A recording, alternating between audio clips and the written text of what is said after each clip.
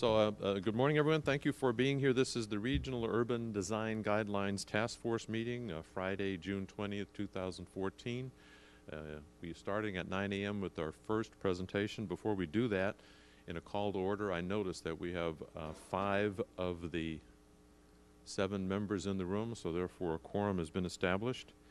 I'll ask if there are any acknowledgments, announcements, or correspondence by members of the panel.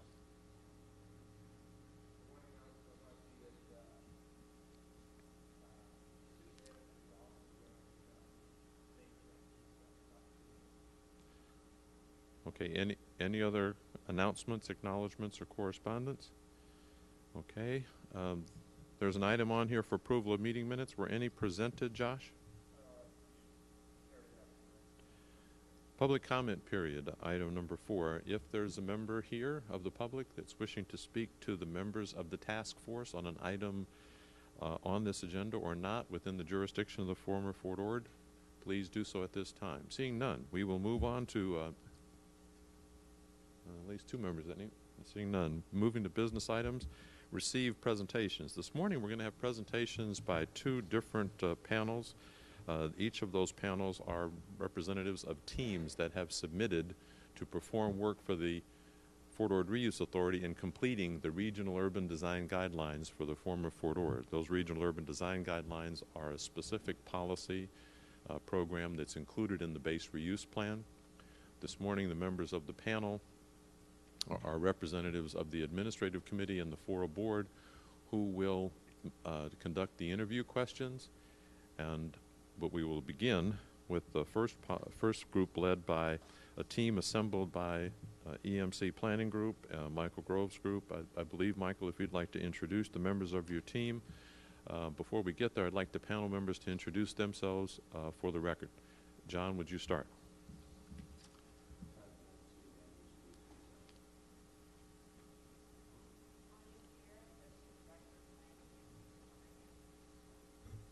Hi, I'm Victoria Beach. I'm the Vice Mayor at Carmel by the Sea, and I'm on the Fora Board.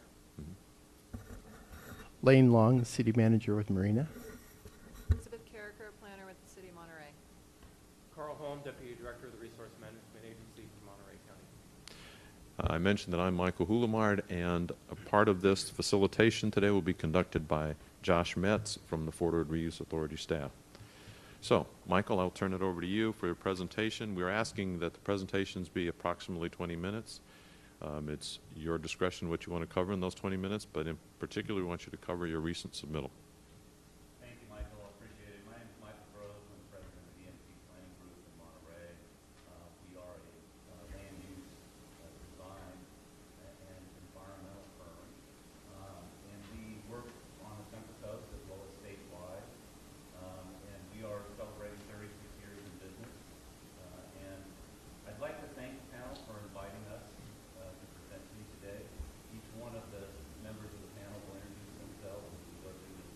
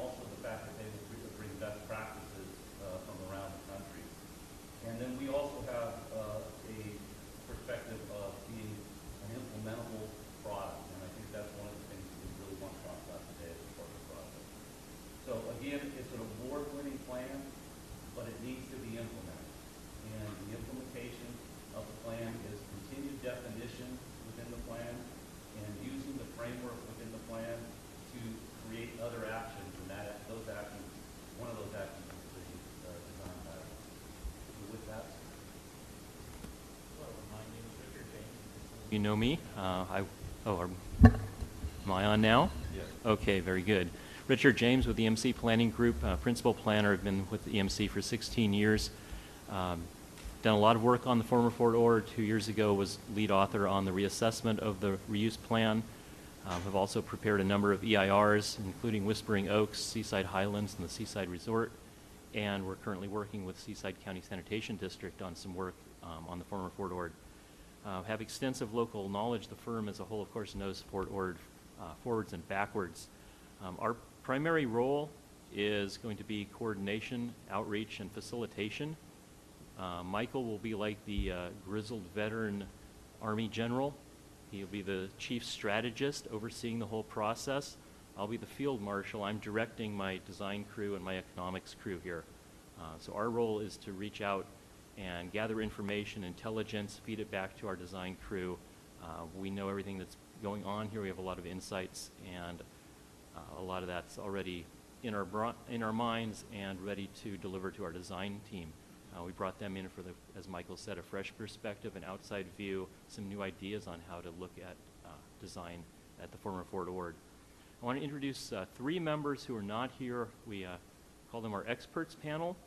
One of those is Brian Jones, former chairman of Forest City Enterprises. He established the West Coast division of that firm. They're a major commercial developer, also do mixed-use projects. One of their flagship projects was redevelopment of the Stapleton Airport outside Denver. And they bring a realistic perspective of a large-time developer into our experts panel to give us some feedback on what we're doing, give us a resource if we have questions, want a little expert opinion on something, we go to these experts on our experts panel. Second on that panel is Jim Musbach with EPS. He spoke at the colloquium on blight removal. And lastly, we have Lynn Rhodes, who is a former State Parks Division Chief. She spent 10 years in Sacramento. She spent a spell here in Monterey as District Superintendent and knows trails, open space, and all of those issues very well. She's currently doing international consulting. Her big project is with the United Nations in Mongolia. With that, I'd like to pass it on to our design crew and let them introduce themselves.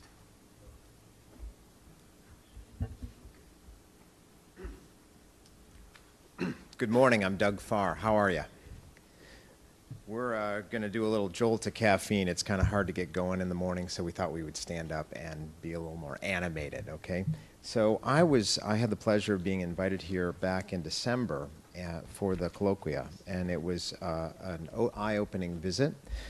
I concluded at that time that I'd like to be interested if there was a project going forward in being part of it, but not be the prime consultant, because I felt like the local knowledge was absolutely essential. So I'm delighted to be on this team and bringing the outside expertise that melds perfectly with what our team has in terms of local expertise. I show this image. It's an image I showed at the colloquia as an example of what inspires me to be here. This is a project we master planned. It's for a town in Illinois called Normal, Illinois. And when you're called Normal, you have to try harder, right? But what they did was made a place. And this place changed perceptions of the whole community. It catalyzed investment. It brought jobs. It brought vitality. It retained young people who were otherwise going to leave the community. So one project over 10 acres can do that. And so you've got 10 acres times many times. So we'd like to find those opportunity sites, and guidelines is a key part of this. At the same time, I use this as an example of a postcard written from the future to your august body, which is, dear Fora and friends, having a great time at the Fort Ord Monument. Thanks for your leadership back in 2014 for making this such a sustainable and vital place. So this is the vision, which is what do we have to do now so that looking back from the future, that catalytic activity has gone on. So you'll hear a lot more from me, but in terms of the role, we are helping with the charrettes. We're doing the design guidelines and trending towards form-based code, but really excited to be here and working with Prakash. All right. Thanks, Doug. And I'm Prakash Pinto. And I'm going to be working with Doug on guidelines, and one of the things I think that's really needed in this project is some base reuse experience, of which I've spent a great deal of my life working on major reuse projects: Hunters Point, Concord, Alameda, the Presidio, Treasure Island, South Weymouth.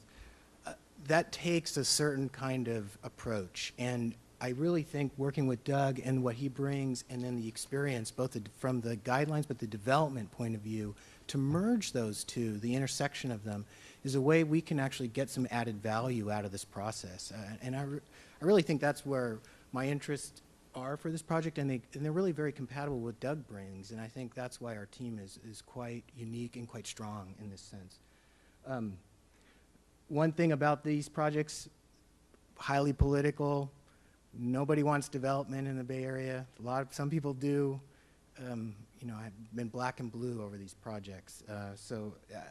But they're great. I love them, and that's why I love Fort Ord, this opportunity here. I was also on the team way back when I was much younger, 20 years ago, working on Mission Bay when it was nothing, and those were. I want to talk about the specificity of the guidelines, because good guidelines get to this level of where you actually model it out. Now, we didn't have computers really back then, so we did hand models, but now we have computer visualization, so, and you don't have to cut yourself with X-Actos, but you can see how it got built. And that's really the approach that we're bringing to this, you know, good, strong form codes as well as a development approach. I'll talk about this a little bit more, but I wanted to kind of set the table for that. Good morning. My name is David Zender. I'm with Economic and Planning Systems, Managing Principal. And EPS, of course, is a full-service urban economics consulting firm with a national practice. We have something on the order of 20 base reuse projects under our belt. I've been working on Fort Ord since 1997, and both for Fora and many of the communities here on Fora. Our role on this project is really to provide the economic underpinning to the design process, to make sure that the design-related policy is integrated with local and regional economics. We do understand many of the nuances and complexities of the base reuse effort here on Fort Ord, and there are a number of them in terms of site preparation challenges, water limitations, development risk, and so forth. And so our job is to basically ensure that the team understands those challenges and can move through this process, ensuring that the outcome is implementable and defensible from an economic standpoint. We'll be issuing a series of briefing papers to get the project started that will detail market trends, sources of risk in the project, and other issues such as site preparation, building deconstruction, transportation, and other aspects. We just overall are here to really ensure that there's a feasible outcome at the end, and we intend to overall ensure that the projects that we come forward with can be designed in a way that cost can be controlled, risk can be controlled, and we can realize greater value on Fort Ord overall. So we can come back to that in the Q&A session. Thanks. One of my other roles here is to stand in for everyone we didn't invite to the interview because we didn't want to fill the entire room with the team. Ian Ross of City Design Collective will be doing our visualization work. Ian Ross isn't just a technician, but he's also an expert at form-based code, so he really knows what he's doing. He's not simply providing a technical modeling. He's well-versed in what he's modeling. The tool that he uses is a 3D web-based tool. You can see an example of it there on the screen. And it has an optional add-in that could be used potentially down the road by Fora, which is to advertise Catalyst sites and broadcast those as available for development.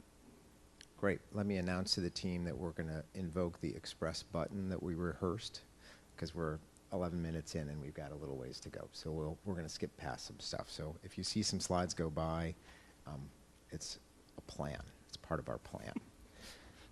So charrettes. So we love them. We do them all the time. We do them robustly. They're magical. Charrettes can bring a community together, a divided community. It can overcome obstacles. You can bring into the process, into the room, the person you fear will tackle this to the ground and make common purpose with them in real time. You can get political electeds comfortable city managers comfortable with what you're talking about. So it's a transparent process, it's a democratic process, it's an engaging process, and if there's one theme I think we have about this is that we understand that fora may go away, and we actually want these plans to vest in each of these communities, and the best way you can do that is for each community to own their plan. And also, each community will get its own unique charrette and its own unique plan. It's not one size fits all, it's customized across. You want to say something? Let me just say, the charrette process is very important. Those projects I showed you earlier about base reuse, none of those were done without a very highly successful, highly engaged charrette process. That I'm talking about, you can't just have a person that specializes in charrettes do that. You need to have the actual people doing design be involved and engaged, highly engaged. And then the other part, which I think is the value of this local team, is that you need to have follow-up to those charrettes. You can't just have a charrette and then have a team fly away. You've got to be on the ground. You've got to follow up. In Los Angeles, we had a series of big city charrettes, and then we finally got the director of the port, he's to the left, the redevelopment director, the city planner, and one of the council members all in the same room. And sometimes you have to get to that level of engagement. And so what we're bringing is we bring this wide variety of real engagement to this process. And also, we use the National Charrette Institute model so that the details of what the charrette is and the agenda and the schedule we will work out with you in the future. So it's customized in each situation. So design guidelines, this is what we're here for today. Oh my gosh, the computer rotated that drawing. Okay, sorry about that. Hopefully you can play, Sideways Fish or whatever game we should call this and read that. But this is our understanding of where the focus is for the design guidelines. And it's the gateway areas, it's the town centers, it's the corridors, it's the trails. So we understand that. And I wanted to give some context to demystify the design guideline process. We do it a lot, but that doesn't mean that you know what that means or we've ever talked about it. So I just wanted to talk with you about our understanding of what the design guidelines are about. Here's the 1997 plan that Michael correctly declared was a good vision document to get us to this point. But look at the level of specificity for one moment, if you can, on the pink area kind of thing, which is a planned development mixed-use center. So that can mean a lot of different things to a lot of people, which is why we're here today to prepare design guidelines. Design has a wide range of specificity. So I like using this image to say, to tell someone that you want mixed use is akin to telling them you'd like a potato. What does it look like? Think of the 100 different ways that potato, Mr. Potato Head or Mrs. Potato Head could be fitted out, right? So what the plan in 1997 told us for many of these town center areas was we want a mixed-use potato, right? Our job is to specify which of those and where it goes, how big it is, what its economics are, and so on. So that's the level of detail. We do this, and we propose to do this here in the way that Farr Associates conventionally does this, which is using a tool called an image preference survey. What we find is citizens do really well reacting to pictures. They don't do well reacting to words. So you show them a picture, you say, you like this or not like this? And you get a reading. You also discuss it. Tell me what adjective you would give to this picture. What, does it seem to fit or not? So there's a discussion. We also, the last couple of years, started using these keypad polling systems so you can actually do real-time results. So you see where your reaction was in the context of your neighbors. And that's really powerful to say, goodness, I'm voting in the wild majority. Boy, we're all seeing things the same way. And that can build common purpose, again, in a community. So we've had great success with that. We will then typically take it and turn it into design guidelines that are informed by place types. So this is what we would do to identify the different kinds of places we envision being built in the study area. And then following up on that, we go to the next level of detail where we provide street types, building types. Uses do need to be factored in, open space and landscape types. And so we can dial it down to Mr. Potato Head with very great precision. Maybe I'll stop using the analogy, but we can get it as precise as we'd like, right? So that's what we are accustomed to doing.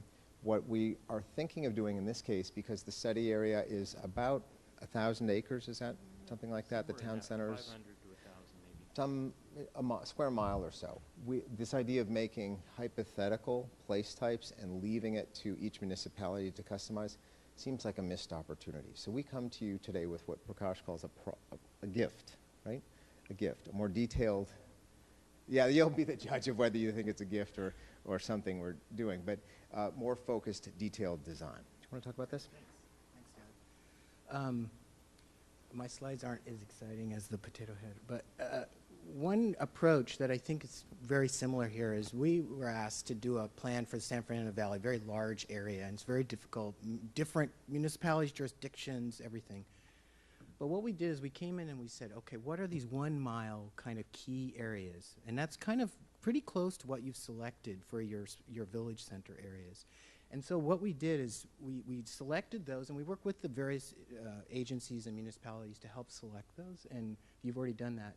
And I'm struck at how similar it is to the Surplus 2 site, which is you've got Cal State Monterey Bay, and they've got their expansion of housing coming down. You've got existing housing to the south, and then how we actually create a village node and some more mixed-use office, but actually start to be more precise on where we're putting interventions and investment in infrastructure, because on all of the bases that I've worked on, infrastructure costs and demolition costs and making the Army clean up what they're supposed to clean up and they don't is such a huge issue, and it burdens development unnecessarily. So we kind of want to move beyond that and be more strategic. We proposing, and Doug and I talked about this, is to look at some series of catalytic project types that would actually be the basis of your codes in a way. And in a way, these types, you know, I'm just showing these as office, and we tailorize these based on the market, working with David on the market, but we tailorize these. One is they become the basis of the guidelines. Two, they could become potential RFPs or ways that municipalities can entitle these ahead of time. So you're actually creating value in the entitlement process and speed. You know, you're speeding up the time process, and we're trying to find ways to create money out of time, and that's where you can get some leverage from. Looking at different, big box retail comes in, and there's how do we actually make it right. I have seen the shopping center. I love REI, but the shopping center is not what I think you had planned for in this area, but how we actually think about those kinds of types is really important, and start to think of this as a richness of prototypes.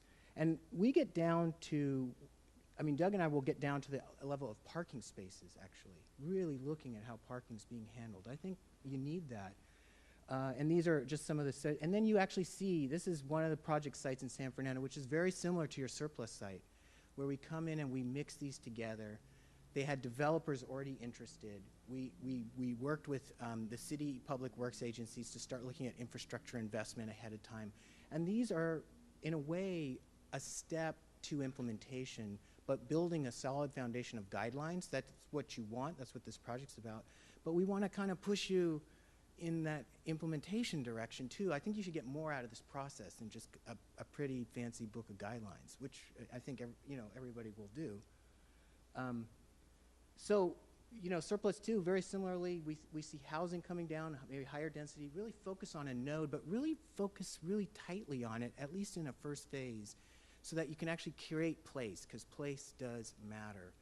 And one of the things I noticed looking at your plans is that the scale is so large. Everything is from 10,000 feet in the air. But if you come down to the ground, it's a very different experience. And I think that's the sensitivity that our guidelines will have in terms of this process. I can talk more about this in the Q&As. But I just want to touch on visualizations. We do have a visualization expert, and these are critical. We want to be as real as possible. And one thing, being in the Bay Area and San Francisco, I've had some high-tech clients. We've had to develop programs that my client, I work for Google actually, and they made us develop a new program to help them visualize. That's how they think.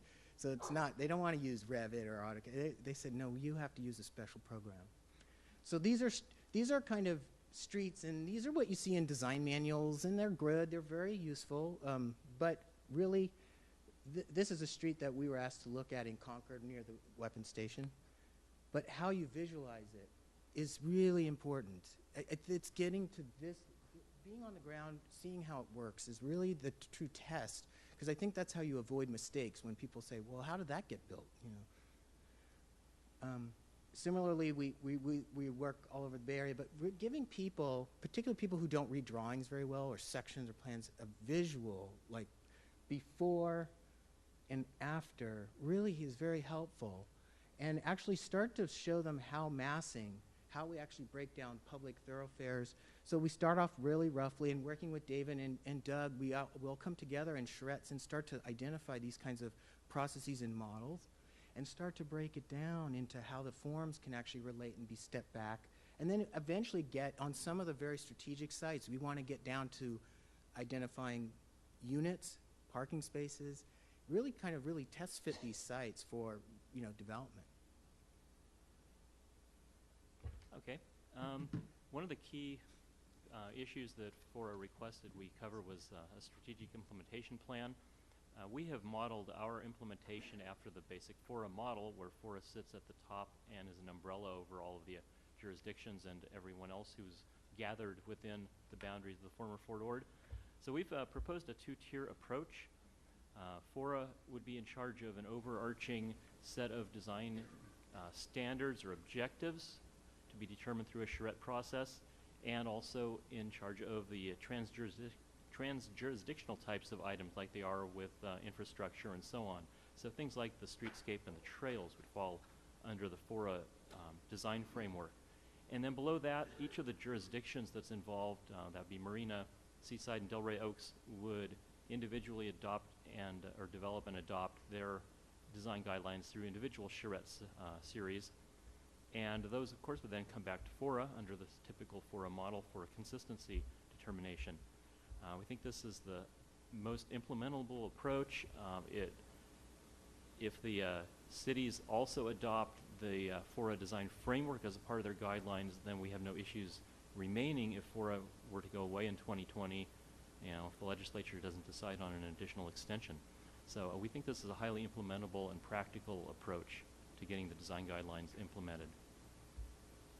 So, preparing for today, we did discuss to a great extent what beyond the need to complete the design guidelines, the unfinished task from 1997, was value added in this project. And so we come forward with this proposal, which is that to go from that color pink for the entire study area of mixed use down to design guidelines, there's a middle stage there where you actually need a plan.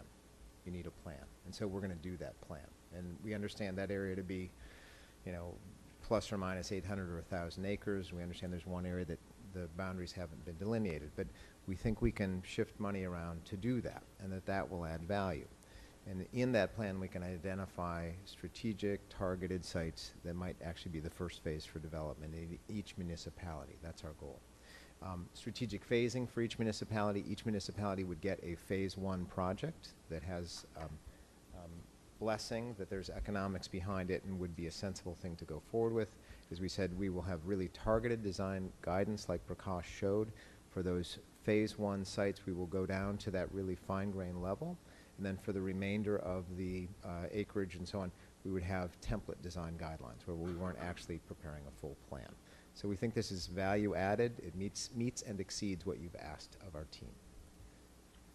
And so what you've heard from us today, hopefully, is that we have local experience, that we have a fresh perspective by the team members that we have brought onto the team. We have expert design. We can bring you best management practices, best practices in design throughout this process from across the country. And we have really a national experience in terms of the team members that we have with their expertise. So we want to thank you for allowing us to present to you today. And we'd like to assure you that we'll go beyond your expectations in terms of this process. Thank you, Michael and the team. We have about an hour for an exchange of questions and answers. The team members each are going to begin with a question. They each have been assigned one, so that we try to manage our process as well as we can. We appreciate the fact that you stayed close to within the time frame. That gives us enough time to do the exchange. We will probably go back and forth and have some follow-up questions, and I'll try to monitor that so that we stay within the hour. John Dunn, could you begin?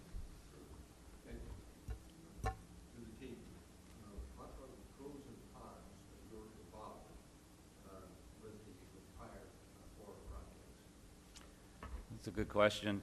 I think the pros really are the fact that we know pretty much everything about Fora and Fort Ord. We know the politics. We know, the technical aspects of it. Richard and I, when we went through the reassessment process, it was an amazing process in terms of the amount of information that had to be sorted through.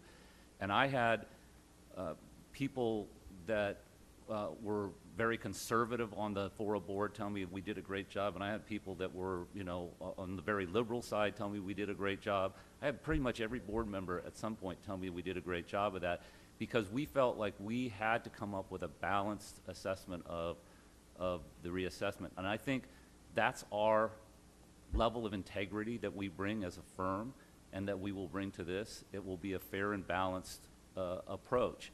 So that's the pro side. The con side is, of course, that people will say, oh, they're a local firm, and what do they know? Well, what we tried to do to mitigate that was really, to be blunt about it, is bring some incredible experts on this team that you have sitting at this table. They're nationally renowned experts, and they have worked on base closures and base reuse processes, as well as worked nationally on many types of design guidelines. Anybody want to add anything?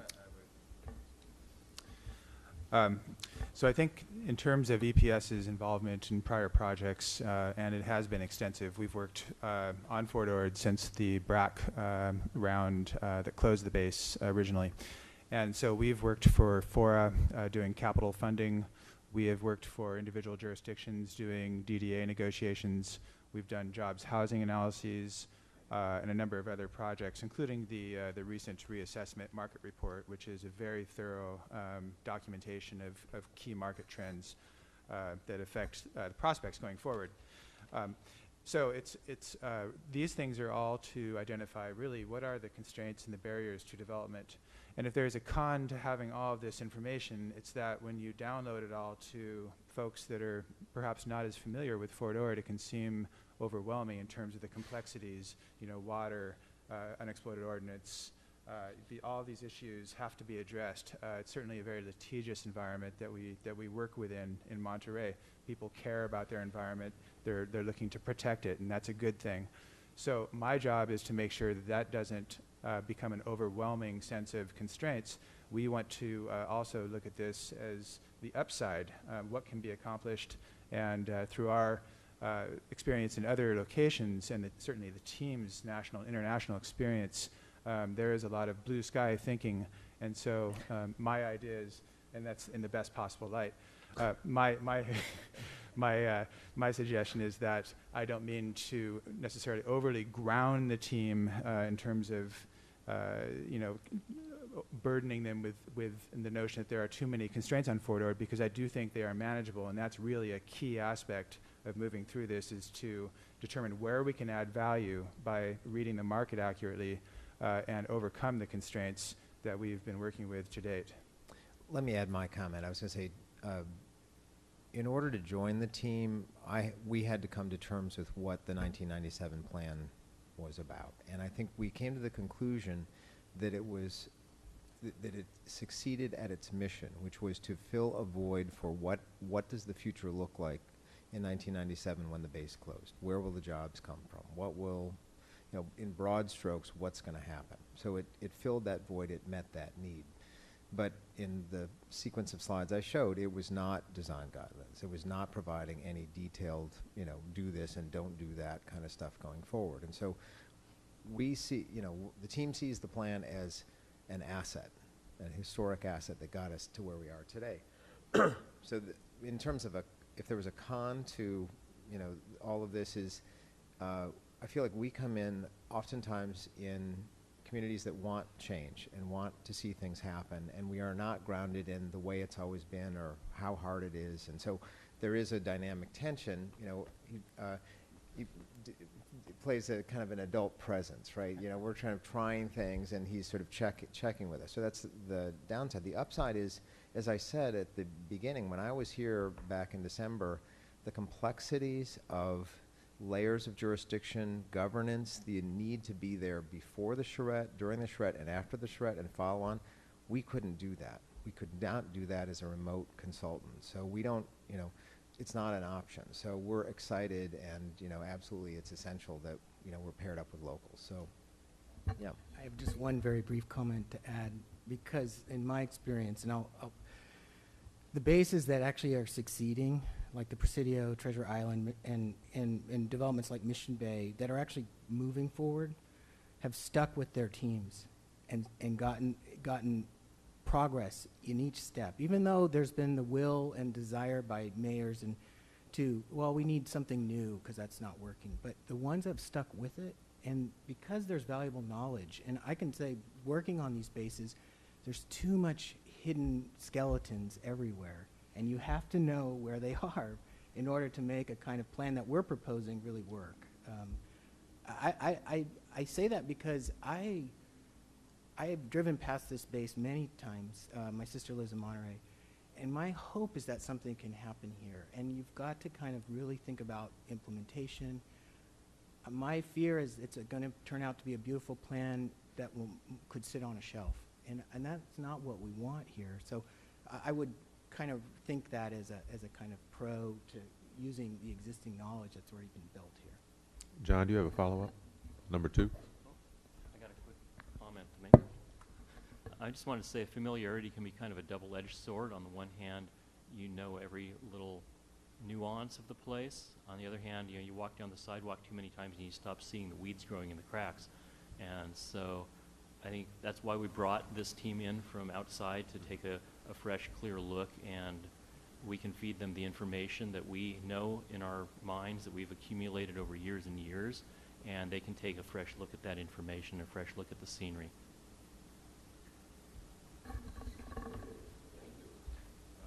Assure us that we will receive the kind of attention from key staff members throughout the process.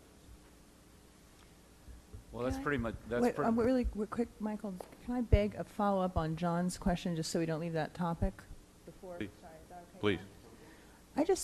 This is in the maybe the tougher question category. Besides, when we talk on the board about how we didn't get from 1997 to here, we didn't get all of our dreams coming true yet. We often refer to the economic dip. I wonder, besides that, since you're the local team, can you think of other reasons for the slow progress, or the fact that we're not all the way where we want to be? I don't think we can ask this of everybody, but since you've been here, I'd like to know if, besides the economy, what would you have done differently in terms of getting implementation quicker? We can go ahead and start. I think it boils down to the notion of risk management. And it's this, one of the areas that we also work is in the Tahoe Basin, and in Tahoe they have TRPA, Tahoe Regional Planning Agency. And that is perceived in that case as an additional level of regulatory entitlement risk. And then as a result, the length of entitlement can increase. I think and the other thing is it's a very sensitive environment. So I think those are examples of things that are also present here on Fort Ord to a certain degree. You have a little bit more of a complex entitlement process that a developer has to move through, and so that equals time and expense. Certainly, it's very important for an organization like FORA to be in place to ensure that investments are coordinated, and that all manner of planning and implementation is coordinated. It's indispensable. but at the same time, it does mean that there's a little bit more of a process that you have to engage in. So I think that that plays in to a certain degree, and we have some ideas through this process for actually expediting the entitlement process and moving people through it faster based on the notion of certainty, establishing exactly what can happen or what should happen, and if people follow suit, it's like a ministerial approval. So that's a concept that I think we'd like to talk about more as we go forward. Another is litigation, and again, another similarity with other special places where you're protecting a precious environment. Litigation is essentially threatened with every project that arises on Fort Ord.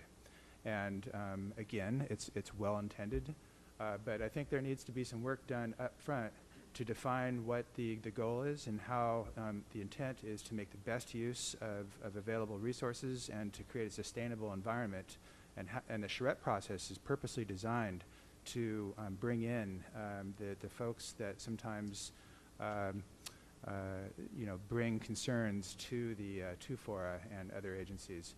And we want to make sure that we're getting in front of those folks so they understand what's being proposed and how the design guidelines and other implementation actions fold into something that protects the environment in perpetuity while allowing good development, beneficial development to move forward. So I think really containing risk is the absolute key, aside from the economic conditions. You're welcome. John?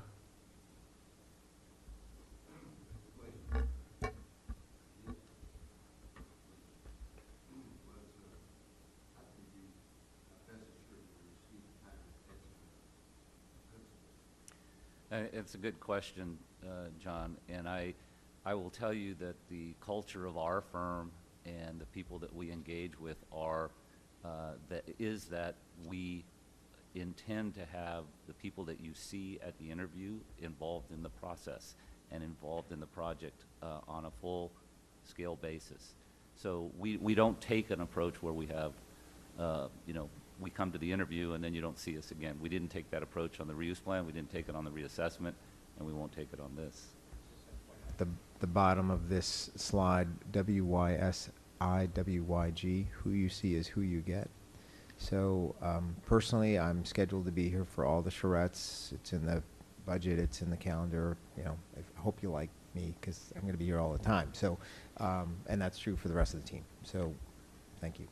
And then the other point, just to add on, is notice at the bottom of the slide the expert panel. So we not only went to our team, but we went beyond that and created an experts panel for ourselves to be able to bounce things off of that experts panel to get input. And so not only will we be doing that, but we'll be doing the charrettes and getting that fresh perspective from our professionals, but the fresh perspective from the community, because the charrettes are about getting a fresh perspective from the community.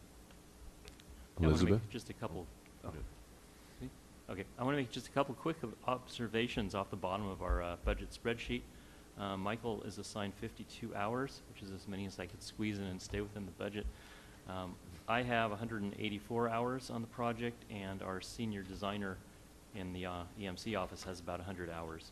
And then when you look at Pinto and Partners, Prakash is comprising about 40% of their total hours. Doug Farr, as he said, he'll make 4 visits here, 10 days of charrettes, plus some time behind the scenes. And then David Zender and Ellen Martin, who's a vice president with EPS, have equal amounts of time and a small amount for an analyst in their office. So the budget is very definitely weighted towards the senior and principal level staff.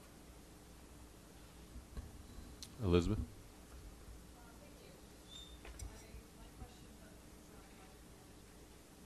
Just approach and tools. So if you can address what project management tools you'll use to ensure you stay on budget and on schedule, and also in terms of managing the public outreach process and how do you manage the public expectations. And one more thing, reporting your progress back to this team. And also relating to schedule, as you go through your public outreach program and it becomes evident or potentially necessary to add additional meetings, How do you manage that with your budget and schedule? I'm gonna start with Richard. Yeah, we manage a lot of projects at EMC Planning Group where we work with large teams. We're working with one right now with Monterey County where we've got, I think, 8 or 10 different subconsultants, all basically similar to this, that are experts working on particular tasks, in that case for zoning implementation of the general plan update. And we have a spreadsheet for that project where we have every budget tracked. We know every invoice that comes in immediately gets entered in that spreadsheet. We track their budgets. We get feedback to them when they get close to budget. Internally at EMC Planning Group, we have a staff meeting every week. We discuss our projects, our timelines. We make adjustments as needed. We shift staff if we need to prioritize the project and make sure everything gets done on time. The public outreach, we handled that for the reassessment. We had 5, I believe it was 5 or was it 6 different major public outreach meetings held at different locations, handled all the logistics for those. Those were everywhere from here to Seaside to Salinas. I think those all went quite well. In this particular project, we've got set up a number of upfront meetings with all of the interested parties. We've got the cities, the county, the autonomous agencies. We've got a variety of educational institutions. We would like to invite all of those together at one point and get them around a table. Various stakeholders with various viewpoints, the veterans, the Keep Fort Ord Wild people. We've got community justice, environmental justice, all these different issues. We'd like to gather all those together and get input up front and then feed that to our team. We're intending to have a website or a web page on the Fora website that would continue to inform the public about where we are in the process. And with regard to this panel, I think we would have to set up some kind of an update for this panel on a regular basis. And however you would like to structure that, we're happy to do that. And we have several specific times in our scope of work where we report back to both the task force and the board. I also wanted to point out in terms of the outreach and the scheduling, there was quite a bit of concern during the reassessment that our outreach occurred late spring into the early summer and that CSUMB was excluded from that. Our schedule has been set up this time so that we do our direct outreach during the summer and we start our public outreach, charrettes and so on, occur in the fall and early winter so that CSUMB will be in schedule, or in session during that period of time. Any follow-up to those questions? Yeah, can you talk a little more about managing the public expectations of the process? And also, what if people think that there's a need for more meetings, and how do you manage that with the schedule and budget? I think the public's expectation is always a difficult one to manage. I think it's a very good question, Elizabeth. One of the things that we've tried to do with both the Fora board and with the public is let them know what we were going to be doing up front. So have our first introduction or kickoff workshop really be an informational, educational, this is what we're planning to do. If you don't do that, then everybody's got a different expectation of what this process will be. And so I think that's one thing to do. And then put out some informational, educational materials about that that says, basically, this is what to expect in the process, and this is where you can be, where you can have input into the process. So those are kind of some basic steps that we would take with regard to that. I just wanted to add one thing, because I don't want us to sound generic. These kinds of projects are very complex, and I've seen them, and the meetings get out of hand, and budgets get way out of whack. But one of the things that we really do well, and I know EMC does this quite well, is they do manage expectations, but there's also a kind of transparency in the process. And you say no when no is, you mean no, and you say yes when you mean yes. And you got to have that kind of rapport with people and groups. Otherwise, you're going to get killed, and that's where meetings get kind of spun out of control. So I know it sounds kind of like, okay, we know that, but a lot of groups don't, and a lot of these bases, people who run them don't necessarily get that point. They're trying to manage a lot of politics as well, and I understand that. But I found that we have to do that, aside from all the other things that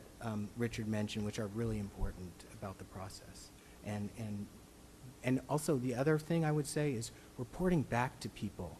So have the charrette, but report back to them, like what not the last 15 minutes of the charrette, because nobody knows what's going on. But make sure that you report back, whether it's web-based or noticed, or usually the web now is a very good tool, but you've got to do that extra effort to make the public informed that way. And I oftentimes get accused of being a little too blunt. So in that idea of being straightforward and saying yes when you mean yes, that's pretty much who I am. And I will say right now, I think that Fora needs to have a contingency budget for additional meetings, because that probably will happen. And I think it's very important for us to know in that process that we have some ability to add a meeting if we need to add a meeting. So I would suggest that be part of the process. I was going to add one thing in my experience. When there is a project with history like this one has, and the public may be disappointed that things didn't happen the way the plan seemed to create expectations around, right? It seems like at the genesis of this phase of the project, we have to have a common creation myth, common story that we tell that captures the essence of the history thus far, and maybe addresses Victoria's and go, why didn't it happen? And that there's a general consensus. And I will also say, maybe this is the controversial thing, I really don't know any of you. You all look delightful, and I'm sure you agree 100% on everything. But if I could ask one thing, and that is, if you choose our team, we would work with you to arrive at that narrative that we are all comfortable giving as the elevator pitch, right?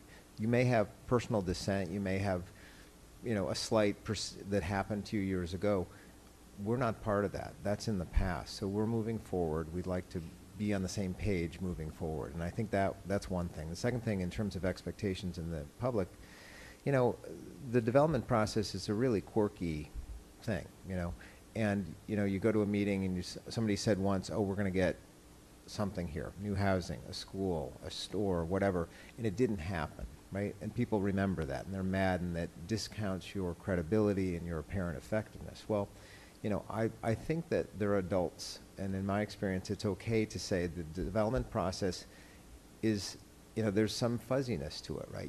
It's not like you step on the gas pedal of your Prius or your electric pedal, whatever it is nowadays, and the car goes forward. Like, you hope it goes forward. You've made the plans, you've set the stage, but, you've got to have an active...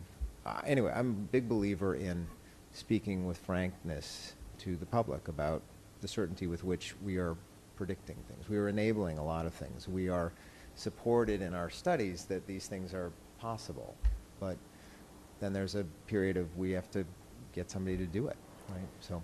And then last piece about managing expectations, Elizabeth, is a really good question. I just recall we did a general plan for a city, and we did a design charrette. And after that meeting that night, in the next 3 weeks, we made 110 phone calls. And those phone calls to people were, what didn't you say that you really wanted to say? And I would suggest to Fora also that, we would like to see some support from staff in helping us with that follow-up. But I think that follow-up is really important as a part of the process, and it was mentioned by our experts and team members earlier. Any other follow-ups on that item, or Lane, would you like to go to the next question? Ready to go. I think my question follows that. Go right ahead, Anya. Which I'm at the end.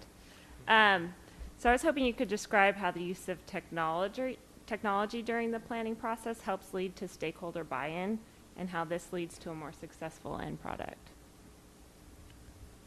Who wants to take that? Well, I'll start. We all have lots of things we want to say. Good question. Sorry, what was that? We all want to speak, so we'll okay. do it one at a time. So Okay. I was just going to repeat in terms of technology that we use, we do like the keypad polling system. It gives instant results. It makes a room crackle. People talk about it. They talk about it over the dinner table. The people that didn't come wish they had come to see how it worked. So, but it's the height of transparency and democracy. So I think it's a great enabling technology, and I'll let others, I have several others I could talk about, but I'm going to let Prakash talk about those. Well, no, as the visual, so Ian is not here, the online visualization, the 3D modeling. So to be able to show people that didn't come to the meeting what the form of that thing might be, that's what that tool's about. So that expands times 10 or times 50 the number of people you'll actually see face to face, which I think is really important. The other thing it does is we all know that people are not perfect listeners or perfect re-communicators, and so they might have been in the meeting, they might have heard something and gotten it slightly wrong. So you go back to the website and say, that actually there's the record of it. Goodness, you're selling me something, but that's not what the website's showing. So it keeps people kind of, getting a consistent message. So I think all of that. It's a good question because you've got different stakeholders. They have different abilities with technology and comfort. With that, I think there are people who can't read plans and they need a different type of technology to kind of help them understand. I showed you some visualization, and we use some very sophisticated programs to do that. I think my point is you use different types of technology to get across the same idea to different sets of people, because everybody, you need to have a whole variety of ways to make this message happen. There's no magic bullet here. College students, they have the attention span of like 5 minutes, so you've got to get them on their app or on their phone, and we do that. We have interactive websites, we have interactive apps, and it would be kind of nice to create an app and do something kind of fun on that end. In terms of visualization, helping people, I showed you some examples. I think there's ways to do it real time in a room with people. I find sometimes they like to do it themselves, and sometimes we have models, physical models, sometimes we use computer, but we try to balance it, and we want to work with you to figure out what's the best way with stakeholders and community groups, because everybody needs a little different way of communication. So I would kind of want to see a variety of different ways to communicate. I was going to add a couple things. While not particularly technology, technology has this passive, I'm looking at a screen thing to it, I think that some of the most effective planning processes going on in the country today are very tactile, where you're, seizing a street corner and putting planters out and chair bombing it and, serving growlers of beer. And you're re-envisioning how a corner can be. So we'd like to work with staff to do, the term is called tactical interventions. We'd like to do that. I'm going to be in Austin on Monday for our project there. We did the one technology that is cheap now that didn't used to be is you can get these vinyl banners. So we did our plan, 208-acre plan, and printed it out in a vinyl banner about the size of this floor. And in the public meeting, you can experience it on a plan, but you actually got to walk on it. You found your house. You found where the park's going to be near your house that isn't there now. You saw where you're going to shop, where your kid's going to walk to school, and you walked and you smiled at each other, and it was like incredibly vibrant, brought it all home. Really cool. On Monday night, we're going to be hoisting 3-foot diameter helium balloons across the landscape to show where all the new parks are going to be, right? So we're having community meetings like, where's that? And they'll be able to see it, right? So there's a million ways. Is helium a technology? Not really, but it gets off the screens and into kind of things that people react to and will remember. Like where that balloon's sitting up there, no one's ever going to forget where that balloon was, and in the future there's going to be a park underneath it. So it's cool. And just one last thing I just want to add is we want to actually, when I run public meetings, I find the same groups show up, the same issues, the same people, here we go again. And I think that's kind of the case. I don't know what's happening, but I suspect. But I think we work with those groups, but I think it's my hope that you reach a broader group of people, actually, than what you normally met. Because I think that's really helpful to the process. It actually, having people who come who really support what you're doing, talk to those people who don't support, are more powerful than anything we could put forward. And I think that's a way to build consensus through a kind of grassroots. And so I'm a proponent of using ways to kind of get to people you haven't even touched yet, in some ways. So like Doug's, how we balance all these different interventions are going to be critical to how we succeed in the outreach. Also, as we're describing certain economic issues and challenges, I think it's important to also have a graphic interface for that. so that people can understand really what the situation is without having to study a spreadsheet. Although the 4 board studies spreadsheets on a regular basis, we can't expect the general public to have the same acumen. Some of the things that we're seeing now are some really interesting interactive mapping software that we can look at that demonstrate the combined cost of housing expenses plus transportation expenses. It gives you a good sense of the pressure that households in Monterey, in the Monterey region, are under. And that's something I think it really comes across when you see these patterns displayed geographically. People get an instantaneous recognition of what some of the patterns and issues are. So we'll be making maximum use of all the tools and techniques in that regard as well. And then lastly, just point out that Ian Ross, who is not here with City Design Collective, has also invented a new technology. I shouldn't say invented a new technology. He's got a new technology that he uses called op sites.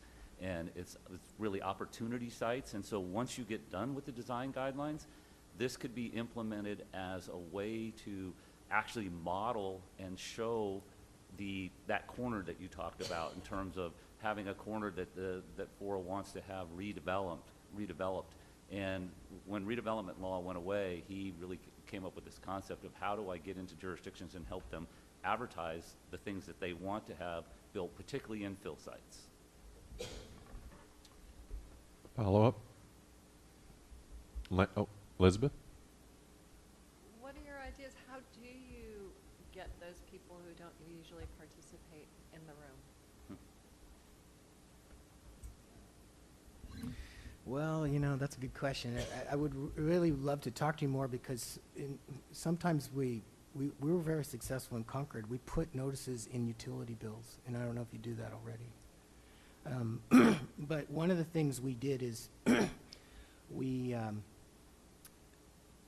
in certain communities like Concord, they had a farmer's market, and we always had a booth. Every week we had a booth and gave people an update. It was just like, while they're getting their fruit and their bread, they're also looking at the project. And that's a good way to kind of keep things alive. In Menlo Park, which is a no development, they don't want anything, and we did a plan there.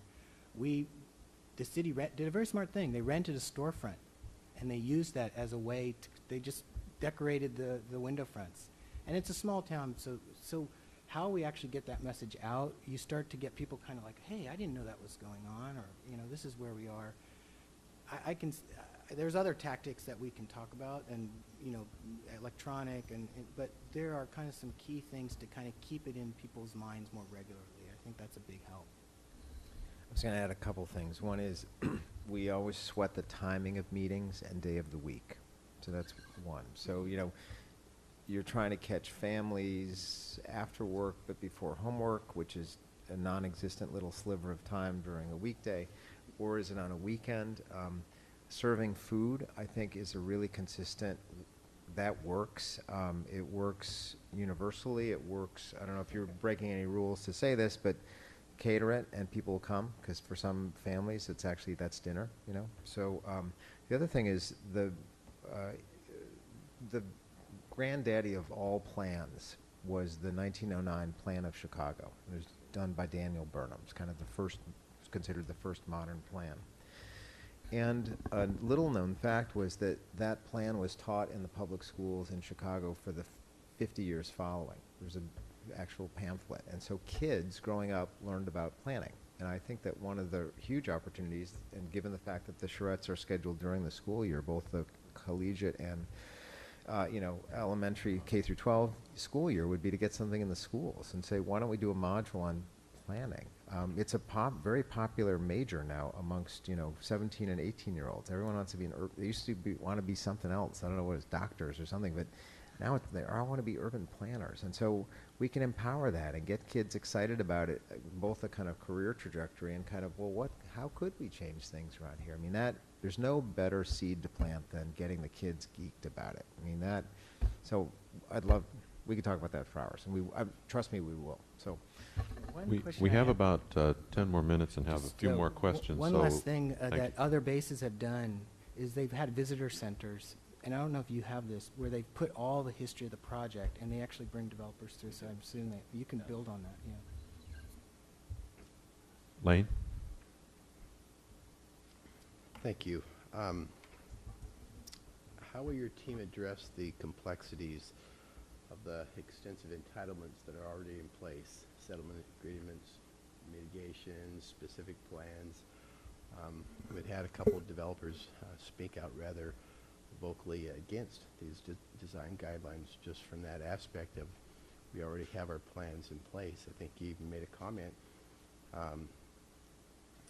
We should get more of this than a fancy book of guidelines, and that's what some of the existing developments are in place, and that's their perspective. So how would you address that? I think it's a very good question. We are very aware of that there are design guidelines for the dunes and for other portions of Fort Ord that exist. There's design guidelines along Highway 1 that were created. So we are very aware of that, and how that gets dealt with in the process, I think, will be part of the process, but we are going into it with a full respect that those exist and that those guidelines have been entitled already. And we will have to work with the communities to figure out a way to integrate those into the overall regional design guidelines, as well as discuss how it will affect the rest of the marina or the rest of Seaside in terms of the local jurisdiction. Anybody else? Yeah, here's where the out-of-towner would like to elevate the conversation. So we looked at a couple of the existing design guidelines yesterday just on the web. And two observations. One is the state of the art has evolved a lot since they were done. They're very much text-based documents with an occasional photograph. They tend to be unenforceable. They're words. And I think we looked at a document that I'm sorry, I'm not up to speed on all this stuff, so I'll just confess the limits of what I know. But what we saw was how some of the guidelines weren't being followed anyway, right? So they're published, and there's in fact a whole chart of what we thought they were supposed to do and what they actually did. And that's a really good kind of starting document to start that conversation, which is on one hand we want to avoid them. On the other hand, if I'm hearing it right, and I'm not the messenger, I'm just reporting, they aren't working. So I don't want to expand the project beyond whatever you want it to be. But, you know, when I was here in December, I heard a lot of commentary about the development that had gone on had not met expectations.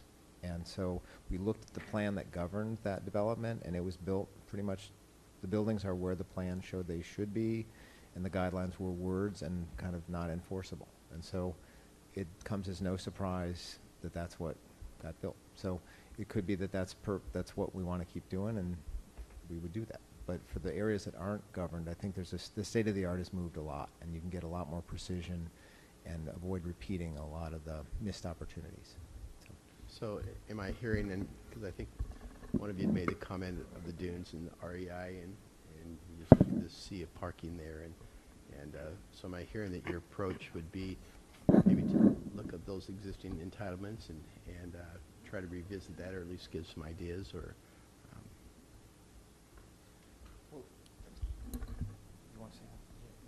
I was going to say, just in the way we'll use it, in our image preference survey process, we'll include pictures of what's on the ground and other images from other places where it's done differently. So we'll show a picture of the backside of REI, for example, and ask the question, is this a good first impression of your community? And we'll get a reaction to that, right?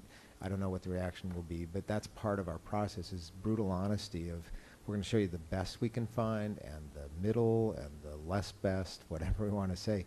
And we haven't discussed it as a team. I think the advice was we want to really not cause problems. And so, but on the other hand, as a professional, I'll just say the techniques are much better today than they were. And so it would be leaving in place DOS 1997 next to whatever Windows 99, whatever we're up to now, or Windows 1,000,000, existing next to each other. So if that's your preference, we could do that.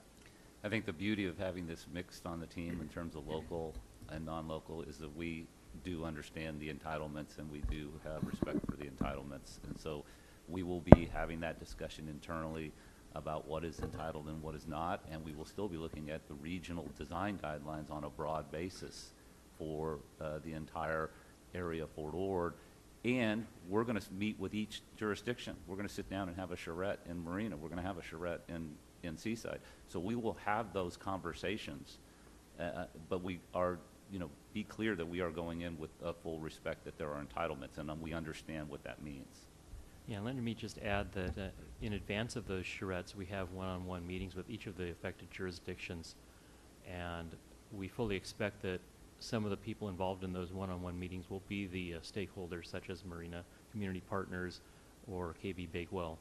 They'll be in the room, we'll discuss all the issues, and we'll settle out what we want to do. We've also got in our scope some jurisdictional roundtables, and the intention of those was at our higher level for a design objectives and framework. If there is some discord between the various jurisdictions, we meet as a roundtable with all the representatives on board and work out those issues so that the overarching design framework that we're proposing is something that's palatable to all of the underlying jurisdictions. But yeah, we do definitely recognize probably 90% of Marina already has design guidelines. Project at Main Gates and Seaside has design guidelines. The Seaside zoning ordinance has some design parameters already set up for surplus 2. So we've looked at all of those and we're fully aware of those, and these will need to integrate with them. So given that environment and the fact that there's also some projects out there that are in the process and not necessarily entitled, and with some controversy and can create issues with getting in, consistency determinations, how would you ensure that the recommended guidelines are incorporated into local jurisdictional plans and policies? And our strategy is to have FORA adopt an overarching set of design objectives and a framework that would apply, we presume, base-wide, although of course that's up for discussion. The RFP as it's proposed applies to certain specific components within the base, being the focusing primarily on the village centers plus a newly created village center in Delray Oaks, and then the streetscapes, the gateways, and the trails and buffers. We are adding the buffers in since they were in the policy.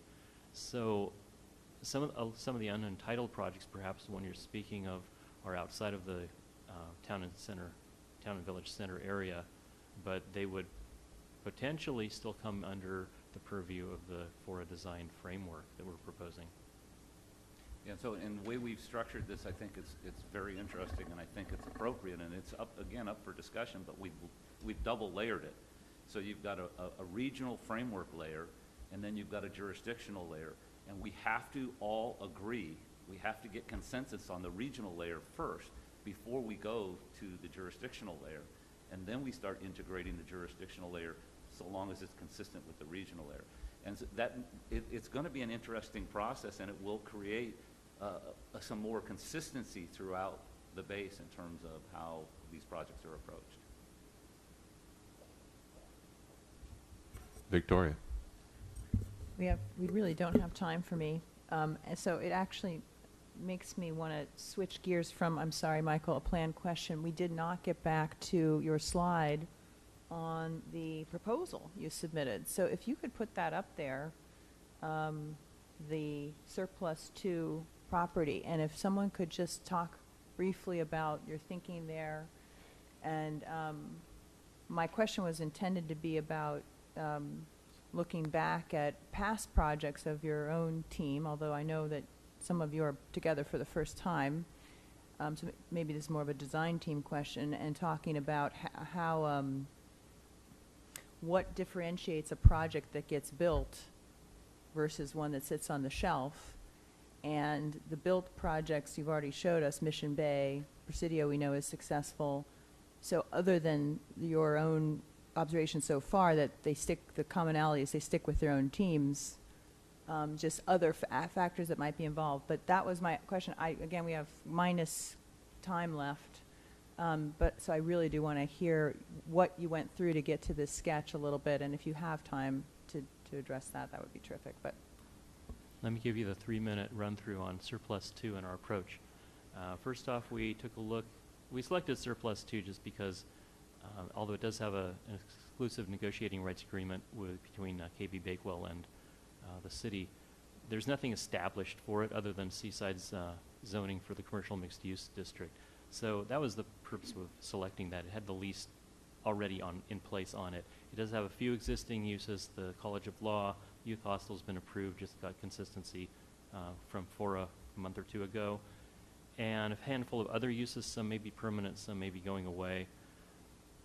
We looked at opportunities and constraints really quick, kind of a back of the napkin opportunities and constraints. You've got a gateway coming in from Light Fighter that leads right to it. It also serves as the peninsula gateway for CSUMB. We think there's some shared potential there. We've also got a streetscape potential along General Jim Moore Boulevard and Giggling. And then we've got the university. This village and town center is one of the closest to the CSUMB campus quad.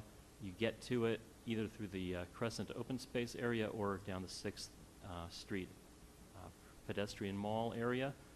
CSUMB is planning housing in that direction. And we've got the Department of Defense building right there, which is a huge employment center.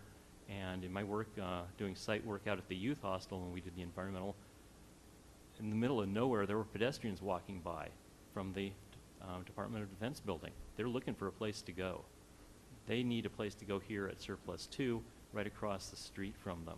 And so we looked at all those opportunities and constraints on the site and determined that Prakash kind of took over a design piece, did a quick sketch. Maybe you want to just go quick on how you came up I with did that. talk about it during the presentation, and so I won't rehash too much, but it's really about trying to focus the limited. You don't want to put retail everywhere. You want to kind of focus it. You need to start moving down, as I said, from 10,000 feet to the ground, and really looking at scale, block sizes, what's existing, what's not.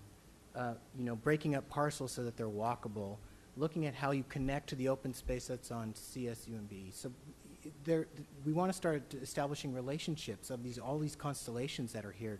DOD, the existing housing, what's happening on General Jim Moore, and looking at what uses would be appropriate, as well as knitting it together with one, as Richard said, successful streetscape, urban form, open space patterns, looking at how those open spaces both could be stormwater management and really add to the sustainability of the area, and also provide value for development sites so that if you build something or a very small piece, that it could hang together as a something.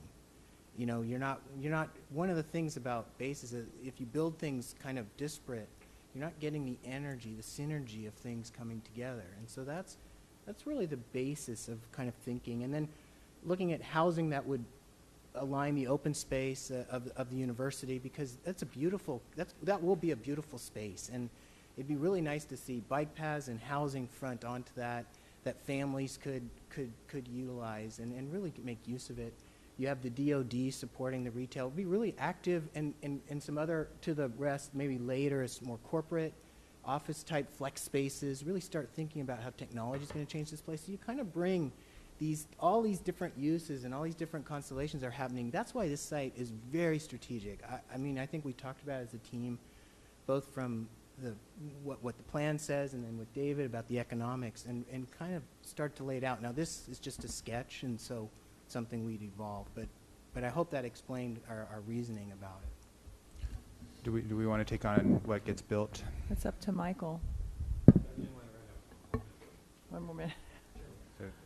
Okay, so just briefly, what gets built out there, in my experience, starts with positive perception of the opportunity. And so that could involve things like making sure that sites are clear, they're attractive, gateway experiences are positive. And in this regard, I think we have a little bit of work to do in terms of getting some of the buildings deconstructed ahead of development so that that positive impression does occur.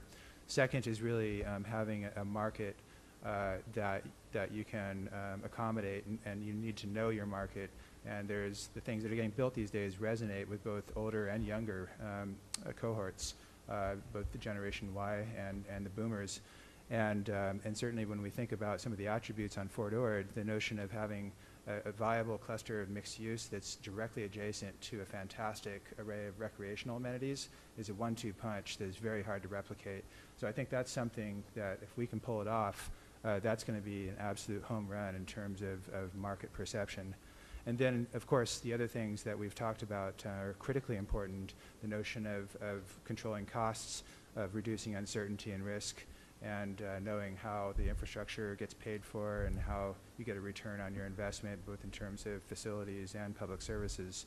So all of those things are really important to the overall mix. So just quick follow-up that you don't have to answer actually, but maybe you can do it offline, is maybe the best way for us to follow up on that question is actually after the meeting, if you could tell us what projects, or you can submit to staff, what projects of your own best have met that criteria. We can follow up with those folks, and actually, if you don't mind, a dud, so that we can talk about maybe offline again what went wrong, what we don't want to do. So best practices, and this means, you know, in terms of, you know, what you developed was attracted the results that you're now analyzing. So this is a kind of a little bit of a deep resume question.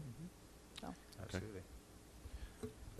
With Michael, a final comment?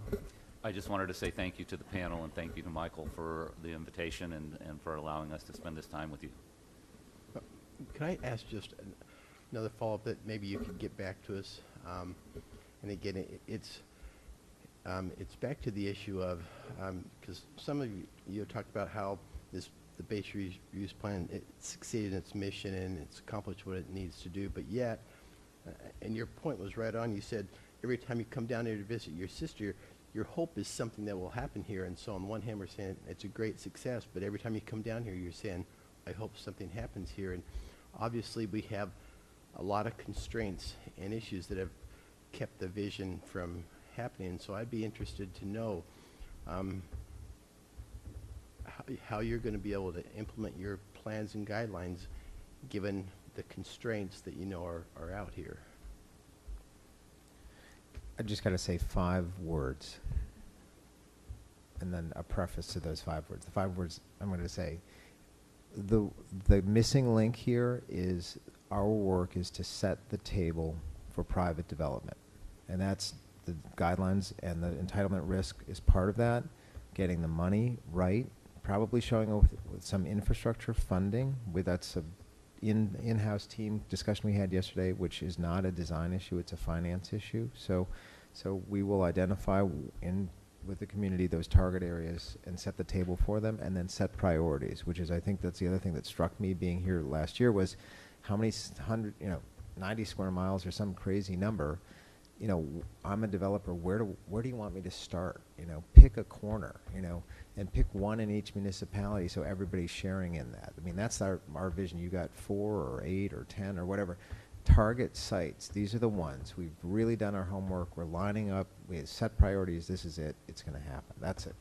Yeah, I have to say that's exactly the best strategy for development sites in the Bay Area. We call them D for Ds, and design for development. And that's really what we're talking about, not just guidelines, but really getting these sites ready and helping you get them ready for development. And there's more than just design here. It's a finance issue. It's an infrastructure issue. It's a demolition issue. It's all the things the Army left behind that you have to deal with. But there's ways to deal with that, and I think we have to look at those issues as well as the design, and then target the design, target the development, send a clear message to developers that, look, we don't want you just cherry picking out here. We need you to focus on these key areas. And that's what I really enjoyed about the RFP. You kind of said, okay, we need these 3 areas. Let's really look at them. I think we could ratchet down within those 3 areas even another layer of kind of like first and second and third phases within those specific areas. But it's really important because developers, one thing you do is you minimize risk. They know, okay, you're telling me this is where I got to go. I'll look at that more carefully. And you're going to make it easier for them to develop, as we talked about. And so I think there's other things we have, and I know we're out of time, but this team has gone through that process and gotten things built, and we can outline those. We want to tailor them for your environment. And none of those projects I've shown personally, they're just as complicated as the ones out here, those issues. There's nothing special. We have environmental issues. We have people suing us every day. We have lots of things happening. And you can overcome them, but you have to have a clear strategy about development and getting it ready for developers. Because as Doug said, I agree with him, they're going to make this happen. They're going to bring the money. They're going to bring the jobs. They're going to bring the investment here. So that's really what we have to look at. The task force is adjourned to 10:30. I invite the members of the panel to go next door. Thank you. Speaking of food, there are cupcakes in the main office. Steve, the panel is invited to go next door.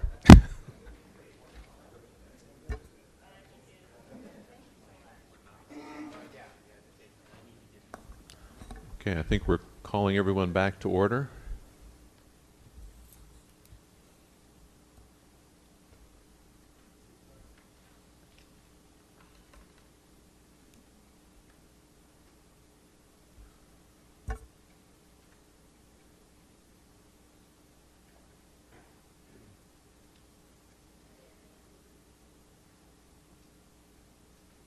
Good morning. We're calling the Regional Urban Design Guidelines Task Force back to order.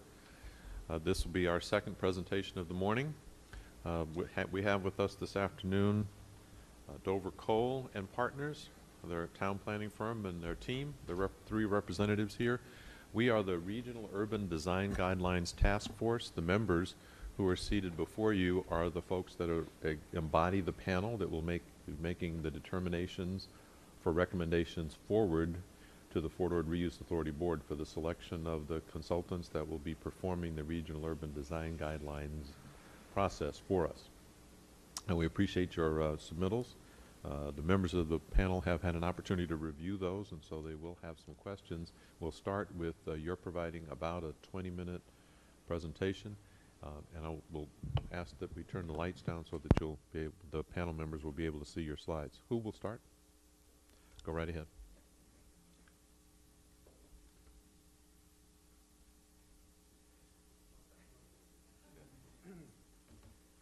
Well, thank you for having us.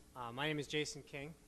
I get to be the project director on a very large multidisciplinary team. I'm with Dover Cole and Partners, and I'm sitting here today with... Good morning. I'm Dina Belzer. I apologize for the stuffy nose, but I have one of those summer colds. I'm the president of Strategic Economics. We're an urban economics consulting firm based in Berkeley, California. And I'm Wade Walker. I'm a transportation engineer and planner with, and then also the Complete Streets regional leader for Alta Planning and Design. I'm based in Davidson, North Carolina, but we do have, we're headquartered on the West Coast and have several offices within the area, and we will be leading the transportation planning aspects of the project. So you'll notice from our proposal that we have a mix of local firms. The ones on the left are all within an hour or 2-hour drive from this site. And then the people on the right are national experts that we've worked with on many other projects. And the great thing about working in California is that the people on the left are also national experts who travel all over the country and all over the world with us. And so it's a terrific team. And we feel like we have things covered with economics and transportation planning, architecture, environmental planning. We've brought on a real estate firm that we've worked with in the development of projects before, the actual building and construction of projects, to give us that perspective. We get to work with Jeff Speck, whose book, Walkable City, is all over the place. It's just in the paper this morning. And Bill Leonard from the National Charrette Institute to help us guide the public process. So our team gets to work in a lot of places and all over the world. I just finished a project in Trinidad, and we just came back from the Congress for the New Urbanism. We won awards for projects in Guatemala and Virginia, for a project in Louisiana. We get to work in a lot of different places. We're also on the National Charrette Institute board, the Congress for the New Urbanism, Form-Based Code Institute. We helped pioneer LEAD and LEAD-ND. Multiple members of our team are FAICP fellows.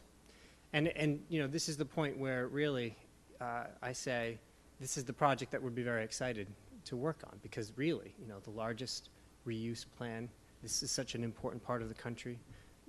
Everything that you've been doing in these years has been so high profile. This is a very exciting project. And a lot of us have just finished working together on other large projects, and we're ready and interested in this one. And thanks for having us again. Our firm appears in quite a few books. I wrote the chapter in Sustainable Urbanism with Doug Farr, and another chapter in Form-Based Codes with Dan Perolik. My work is featured in the Smart Code Solution to Sprawl by Chad Emerson, and we're all over the New Urbanism best practices, and Victor Dover wrote a chapter in the Charter for the New Urbanism, and our firm recently produced a book called The Street Design, The Secret to Great Cities and Towns. That's useful for a few reasons, but one is that for us, we're aware of the literature. We're continually going to it. We're looking to that to answer questions as all kinds of issues arise. And that's, I think that's an important part of a project as big and as high profile as this one. The other important thing about our firm and about the people here at the table is that we work both for public sector agencies and for private sector. So I'm developing new communities right now in Oklahoma and in Alabama. Half of my clients are private sector. And that's important to seeing both sides of you. In the picture here is Park Avenue, Winter Park. Dover Co. worked on the form-based code. We did the design for the street. And then we worked with the architecture firms in order to build in accordance with the code. And everything here is all new construction. And if you live in Florida and you talk about great main streets in Florida, this Winter Park always comes up. But I think more pertinent would be the base projects that we've done. Fort Monroe was a plan in Hampton, Virginia. There we had to balance the needs of a national park with the preservation of a small historic core, with creating residential neighborhoods that could pay to support the maintenance of both.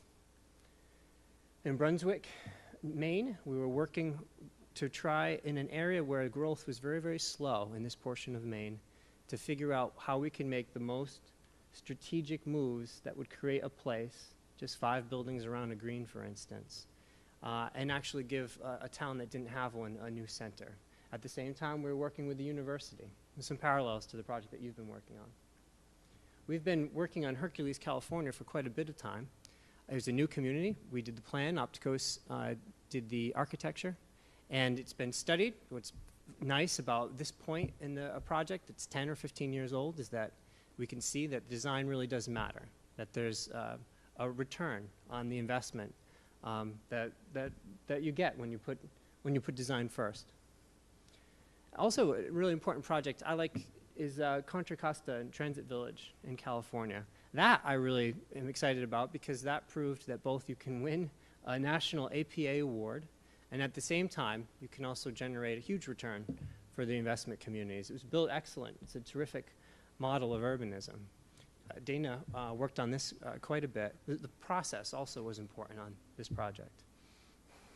I just want to chime in here and say that this was a project when we started the charrette process. There were many people wearing yellow T-shirts in the room to protest any kind of development that would look like this.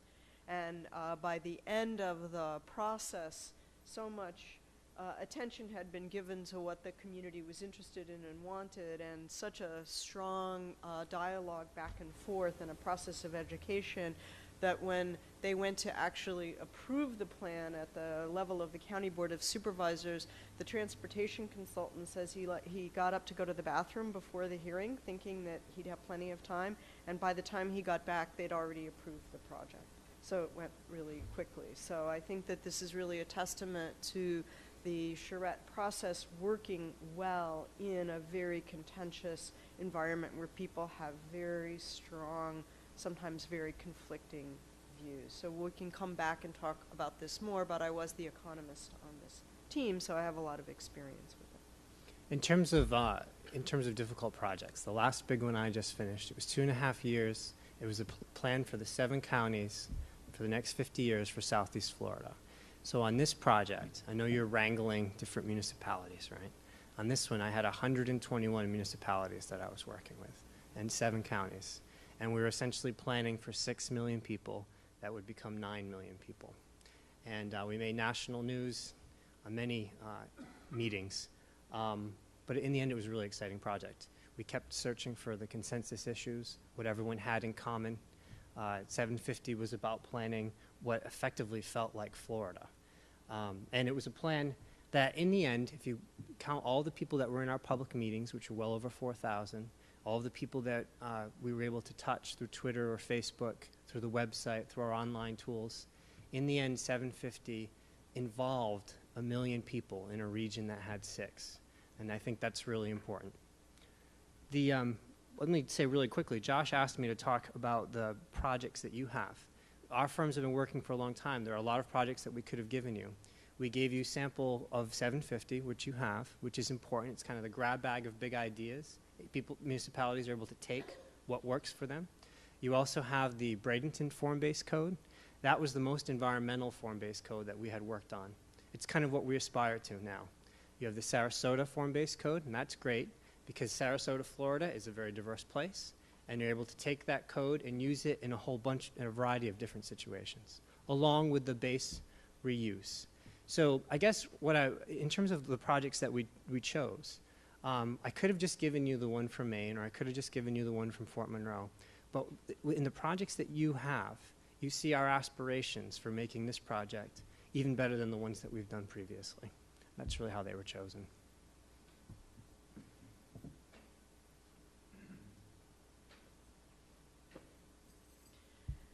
Strategic Economics, as I said, is an urban economics consulting firm, but we are most interested in using market-based analysis and financial feasibility down to the level of building pro forma to help develop proactive policy so that the policy that is adopted and put in place will really facilitate rather than block development. We think that's very important.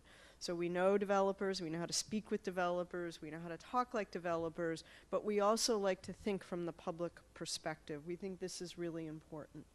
We also have extensive experience working in the charrette context. As I said earlier, we worked on the Contra Costa Center, formerly known as Pleasant Hill BART situation. We just finished a charrette with Dover Coal Partners in East Lansing, Michigan. And we've also worked a lot on form-based code projects and have done a lot of testing of financial feasibility of different building types, which I'll talk about in a minute, with Opticos and with Dover Coal. And finally, I think that what makes strategic economics also well suited to this assignment is that we are a highly transparent and collaborative firm. We believe in really being able to explain every number and every spreadsheet to anybody who wants to know about it.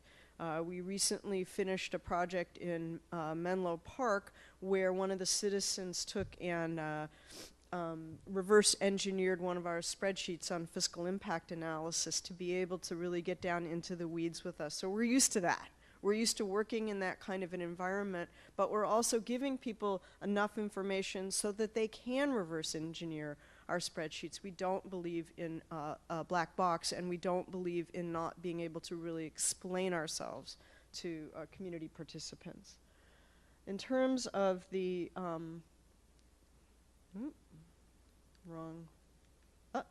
sorry about that. I knew this would happen.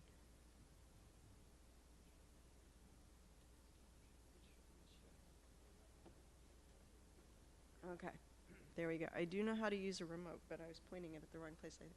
One of the, in terms of working with your case study and working with this issue of these regional urban design guidelines, is what we like to do is start by developing a spatial picture of a regional economy. Because no city, no municipality, no development process as big as what's happening with the redevelopment of Fort Ord happens in a vacuum or happens only at the local municipal level. So we think that all policy and planning decisions should be informed by an understanding of the spatial distribution of the regional market, because we know that in market analysis, location is everything.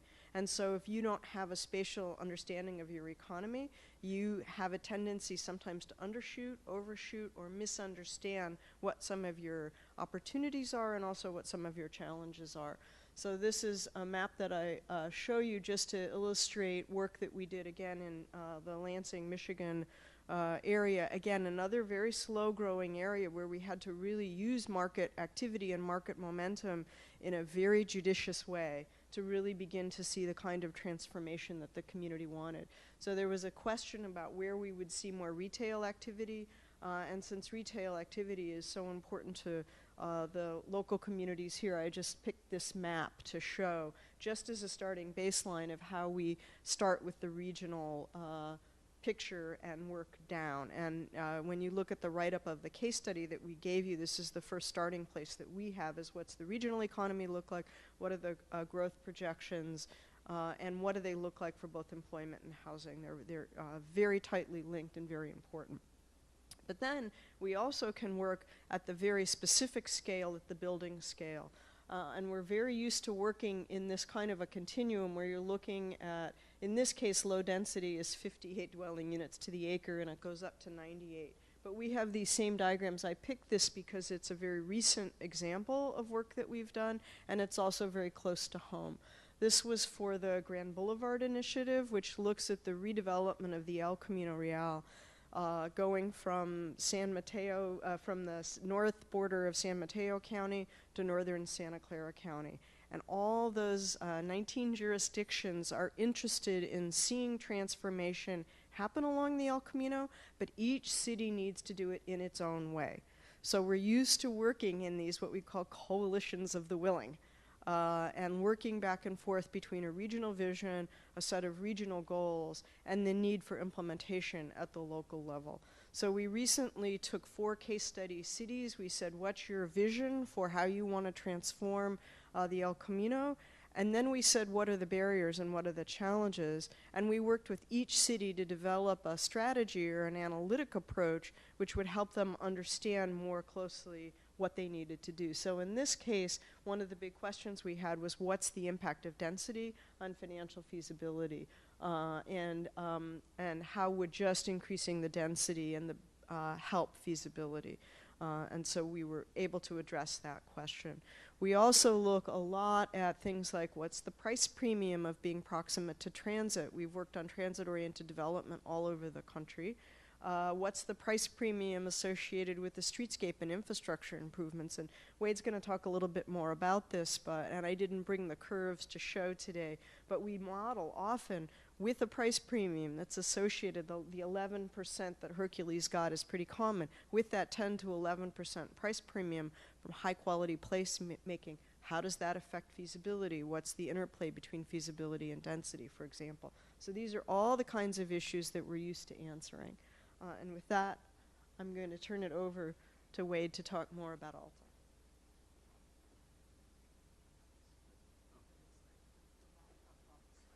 Gotcha. Okay, and thanks, Dina. Like I said, and like Josh brought up, our team is a national team, but we also have local presence. You'll see our list of offices. We're recognized as, Alta's recognized as one of the preeminent complete streets, bicycle, pedestrian, active transportation firms in the nation. And we do have quite a presence in this area, and we'll even have more presence as of August 2014. Very excited about the pending opening of our San Jose office as well. On a personal level, this is really interesting for me, because I was able to drive out to East Garrison last night, and it looks very different than it did whenever I participated in the East Garrison charrette about 15 years ago. Is very different, exciting to see some things actually happening there, and certainly wasn't the way I remembered it being at that location. With that said, our philosophy for transportation and mobility really hasn't changed. We're always looking at how do we integrate the land use and the transportation to make sure that whatever is done in a collaborative, consensus-building manner will enable that vision rather than inhibit that vision. From a transportation standpoint. One of the ways we start to address this is the idea of complete streets and completing the streets, which is really more about giving people choices of how they move around and how we connect different areas. You have a very large site, and how can we give people choices of how they move around and how they connect? Because at the end of the day, not only does it increase value, it also increases the overall health of the community if we do those kinds of things. We have flexibility and we have design guidelines that we can lean on. Draw your attention to the NACTO Urban Bikeway Design Guide, not because Alta was the primary author of that guide, but there's some discussions on your state level that talk specifically about this. The State Smart Transportation Initiative, that was a report that was released in January of this year, calls for reform at Caltrans. One of the recommendations is that Caltrans adopt this guide. They have endorsed it. They have not adopted it, but one of the counterparts to that is Assembly Bill 1193 that has cleared committee and will be going for general vote, will actually allow municipalities such as yourselves to adopt the NACTO guide and not have to adhere to Caltrans roadway standards for your bicycle and pedestrian facilities, but you can use NACTO. So it's going to be something very interesting to see as it starts to play out. Will be very pertinent to this project. And really the transportation network is about creating place, and how do we start to arrange things within the context of the design guidelines to come up with a set of street sections that are context-based, a regulating plan that associates those, and we're able to tailor that street environment to get the kind of results that we would want to see. Because ultimately we'd like to be able to enable that vision to occur through the street typology and the regulating plan as well.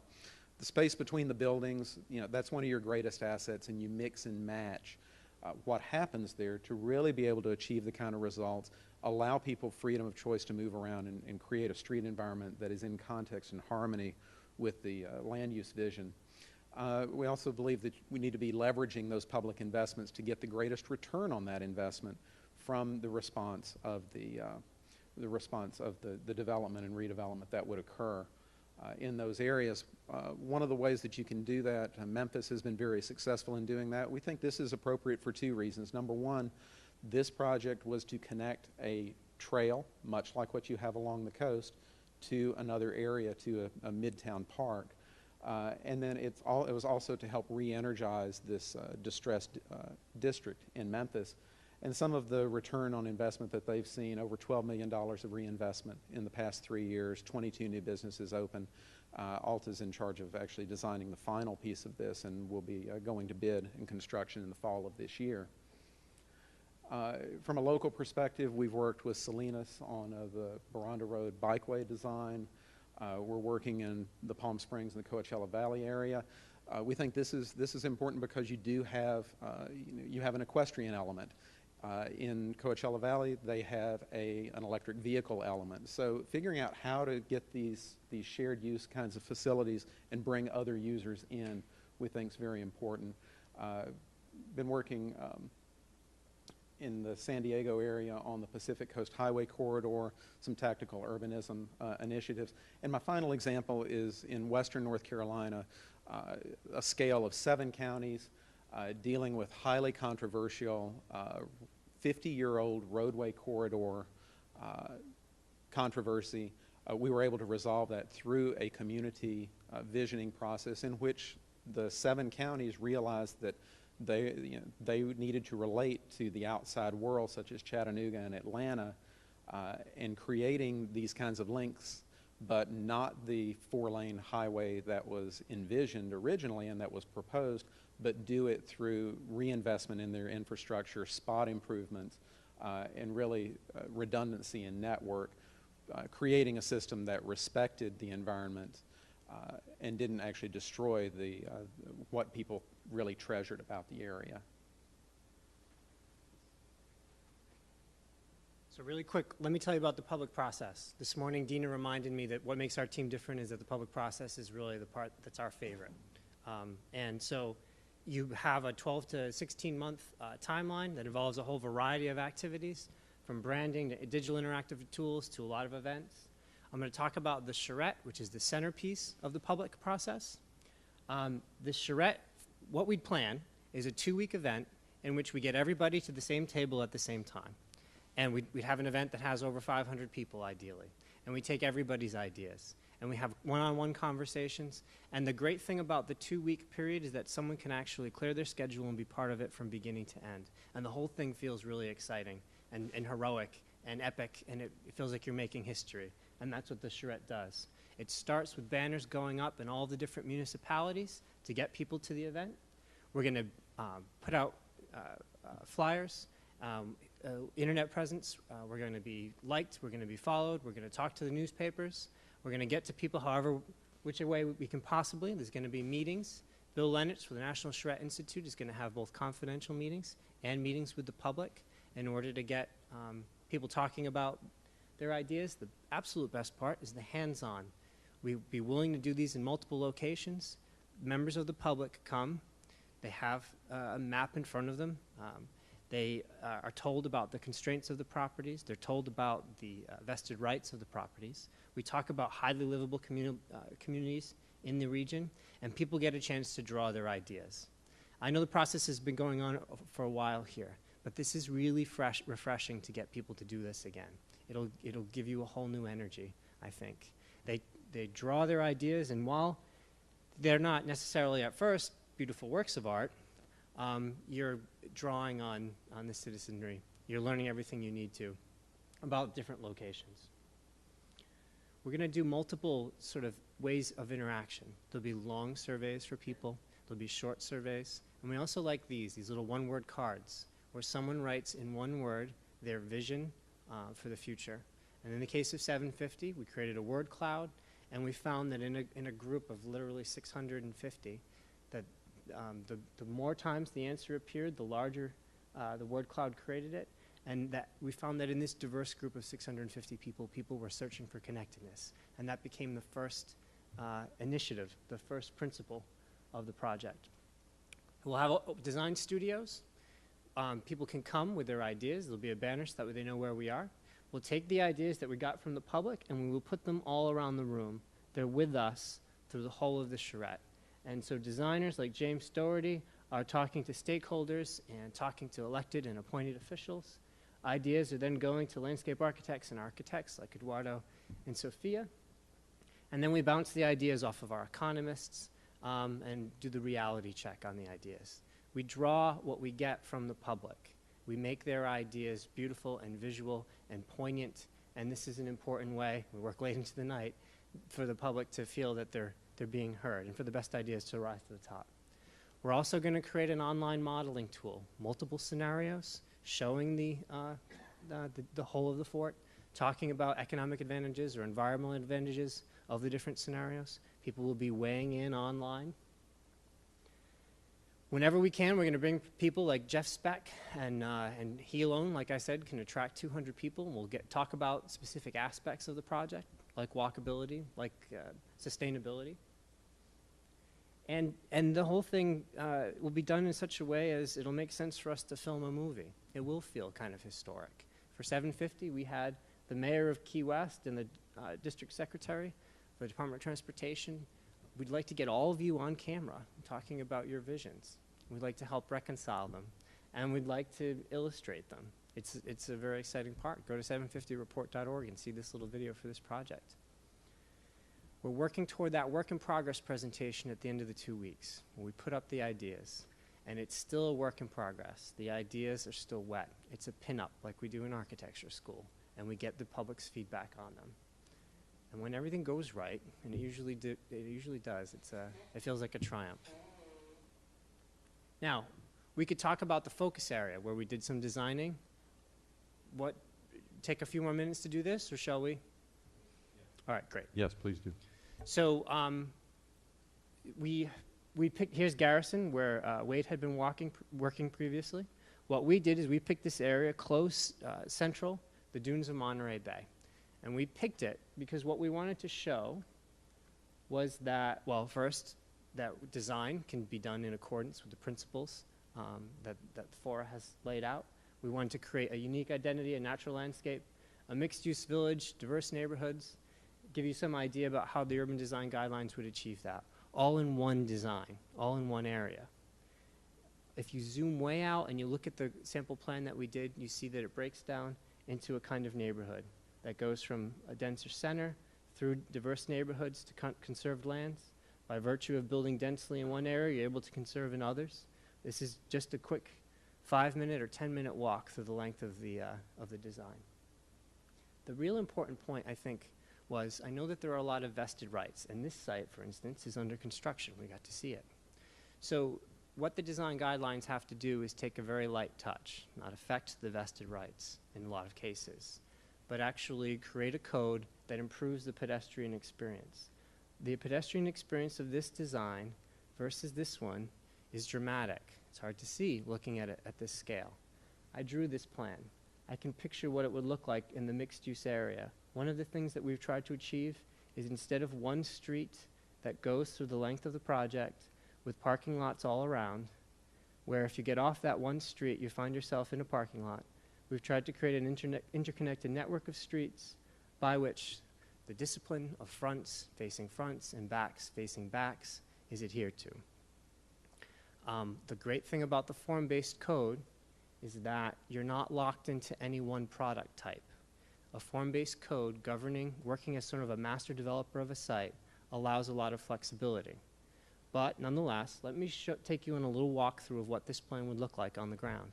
You'd be starting off in a center, a mixed-use center, with cafe or small bookstore, and people would be living above, or there'd be office spaces.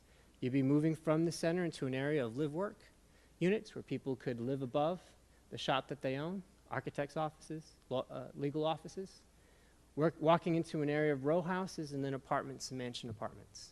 We know that affordable housing, by design, is an important component to this project.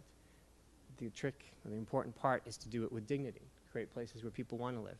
And you're making that walk to where you get to the smaller houses, the cottages, and then the mid-size houses, and the larger estate houses. Civic buildings are always placed prominently, and parking is always mid-block, screened. You notice that the design includes the transit station. We've been talking to Dina about the feasibility of that. What kind of transit? There's a lot of office, but Dina reminds me that right now there's not so much demand for that. The form-based code allows for some flexibility. And then whenever possible, there's the granny flats above the units, so that way you can have a diverse community. If there are a lot of types of building types, there'll be a lot of different kinds of people. The design at the end creates a place, great streets like Wade was talking about, porches within conversation distance to the sidewalk. It's tree-lined, it's safe, it's comfortable, and it's interesting. And the garage and the parking are placed at the interior of the lot. And then, big move, your Grand Public Square. We put a little bit of time into the design of this. We didn't change much except to make sure that there's a solid street wall. If one is in the middle of this green, there's a 360-degree experience of place and not of parking, which is sort of hidden. It was the big defect, as you can tell, that we found in the last design. It's easily fixed. Sometimes you even increase the number of units in order to create places like that. And we're strategic about the green spaces and how civic buildings are placed, and the statement that you make about the lands that are under your charge. One important point, and then we'll move into question and answer, is that on the team you just interviewed, there were some people we really would love to work with and talk to, people we admire, their work, and locals that have important insight. When I was in your position as a public planner for many years, commissioning projects, I always wished that the consultant teams would give me this option. If you should see it helpful to mix and match a little, feel free to do that. Our team is generally pretty easy to work with, and we'd be willing to put together teams as necessary. We've got a top 10 list, or rather top 5 list of the reasons to go with us. I think I'm just going to leave that on the screen. I think I've gone through these enough, and if we could turn this into question and answer, it would be terrific. Chrissy, will you get the lights? John Dunn?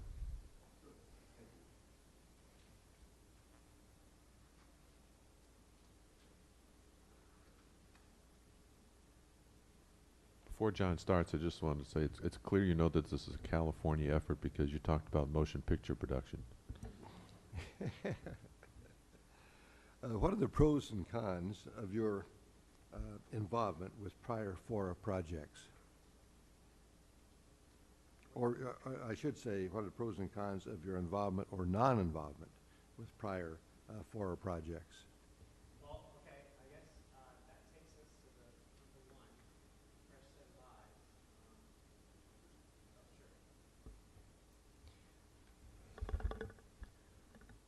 Dina was saying that one of the advantages of being the out-of-town consultant is that you can enter into the conversation without a lot of preconceived notions. It would be good to breathe new life into the project, I think, potentially, and we offer that. While at the same time, we do have experts that are familiar with the area. So I think it's summed up with the fresh set of eyes, to be honest.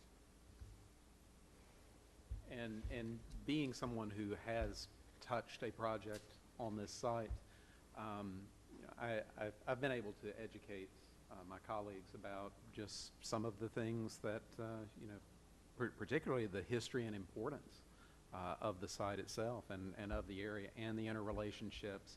One of the one of the intriguing things, and years ago whenever I was here, one of the things that we heard was talking about the development pressure that was putting pressure to widen Highway 68. And the discussion at that point was the cost of the right-of-way would have been 3 or 4 times the amount of the construction cost due to the value of the agricultural land. That's not something that you see anywhere else in the country. So just those kinds of elements to be able to give a little bit of background. But I agree. Coming in 15 years later, it's certainly. I think I do come in with a fresh set of eyes as well.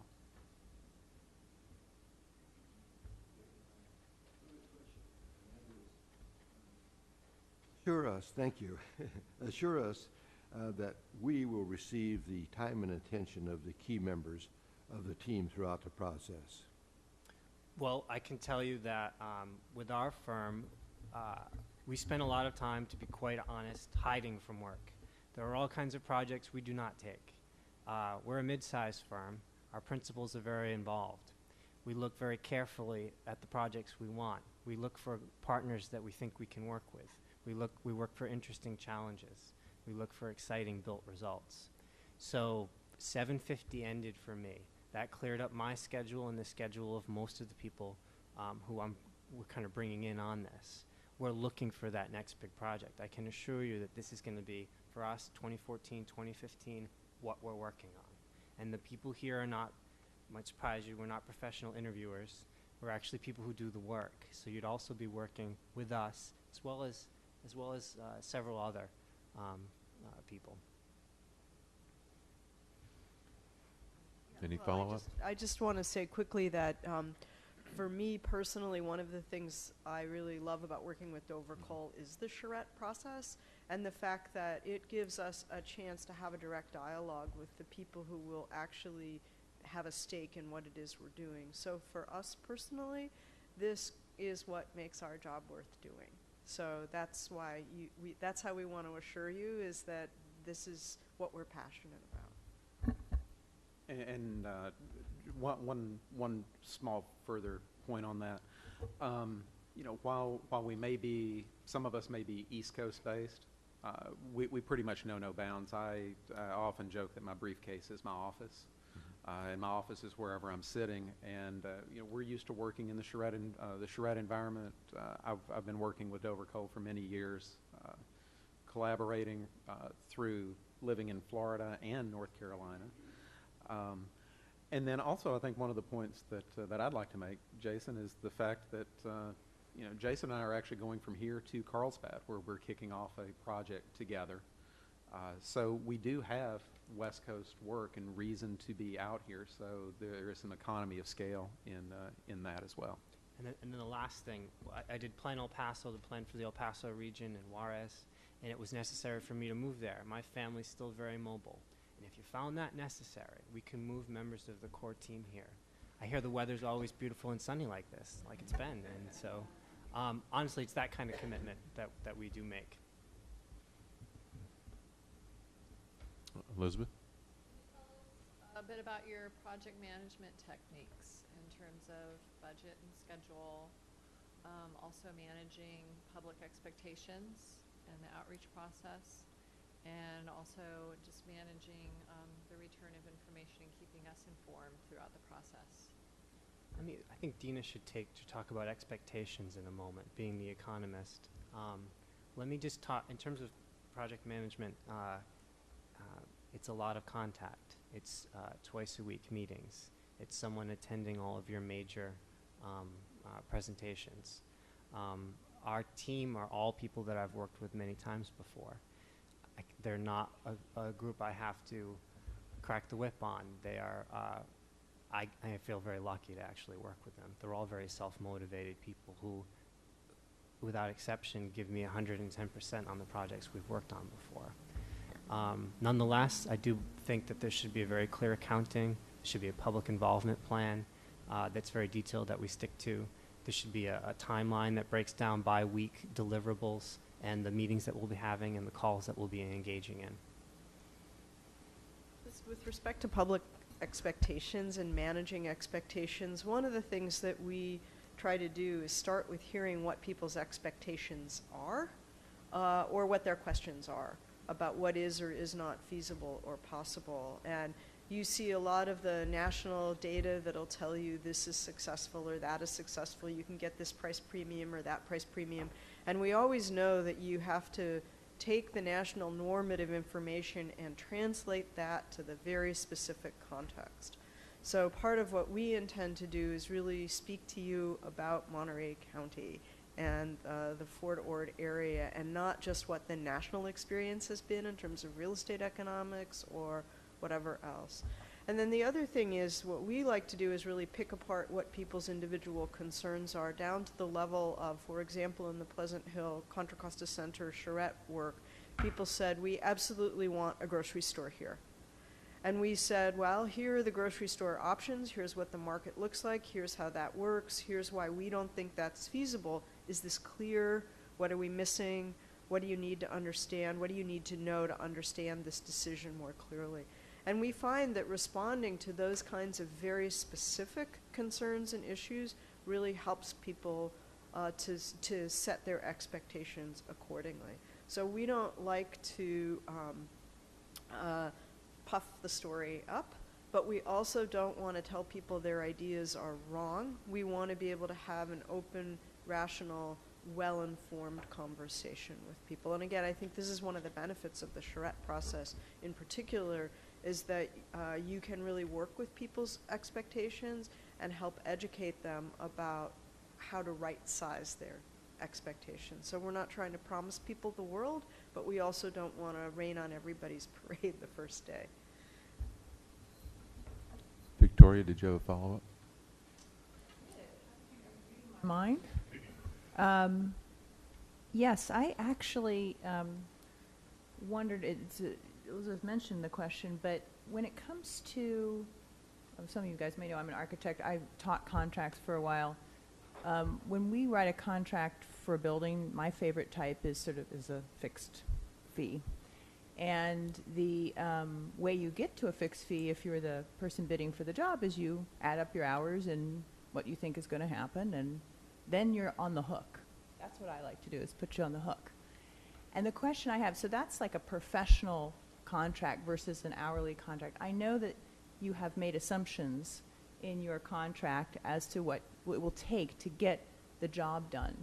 And my question is, when something arises that might be unexpected, is that an opportunity to treat it like Michael Hielmar's job, where he has to stay up an extra hour and make a few phone calls?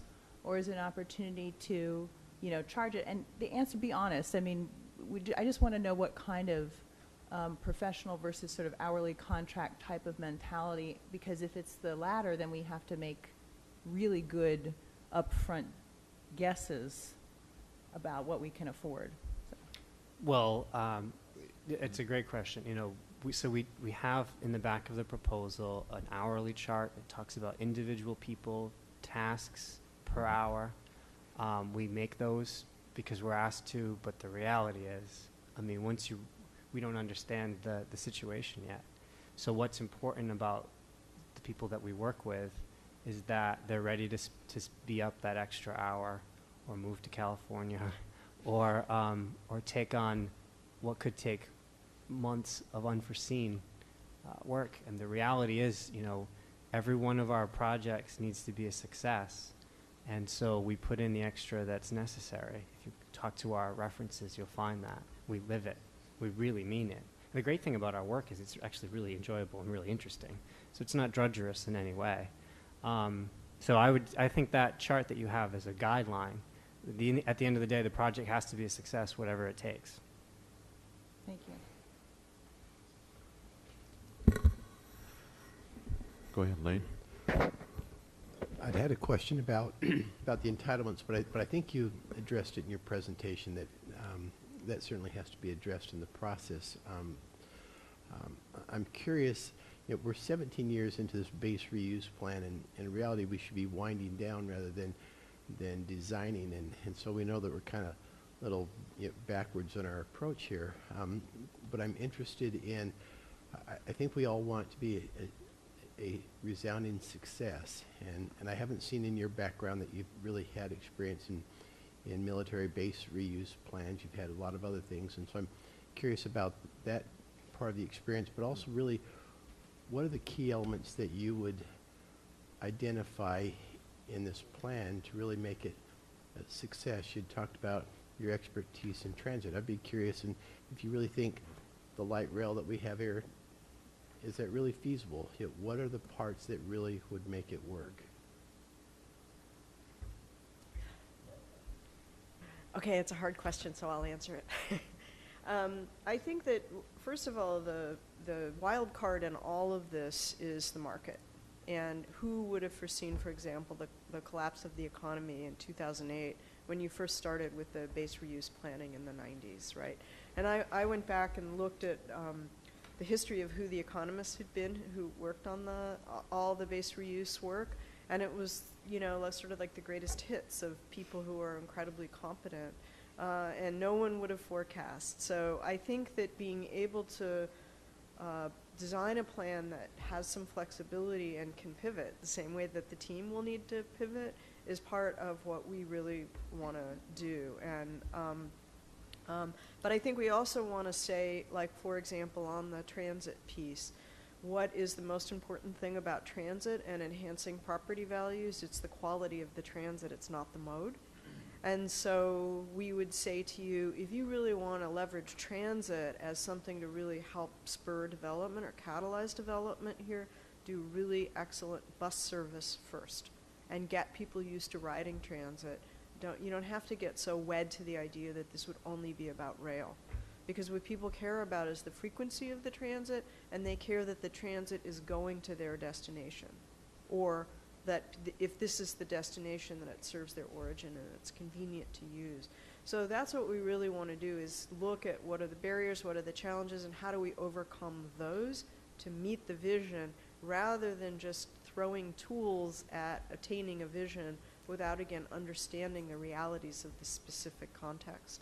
Does that make sense? So really understanding the realities of this specific context, working with that, understanding about phasing and incremental development, understanding about where to really harness your near-term options, thinking about implementation from the get-go, as opposed to starting with something really big and then saying, we've got this huge vision, okay, now how do we implement it?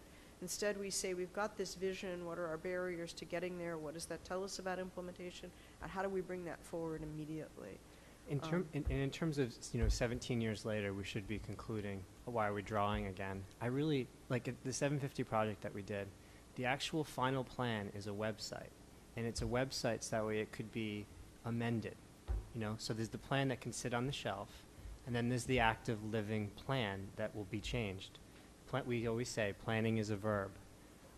We're totally comfortable with the idea of coming into a project 17 years later and continuing that conversation.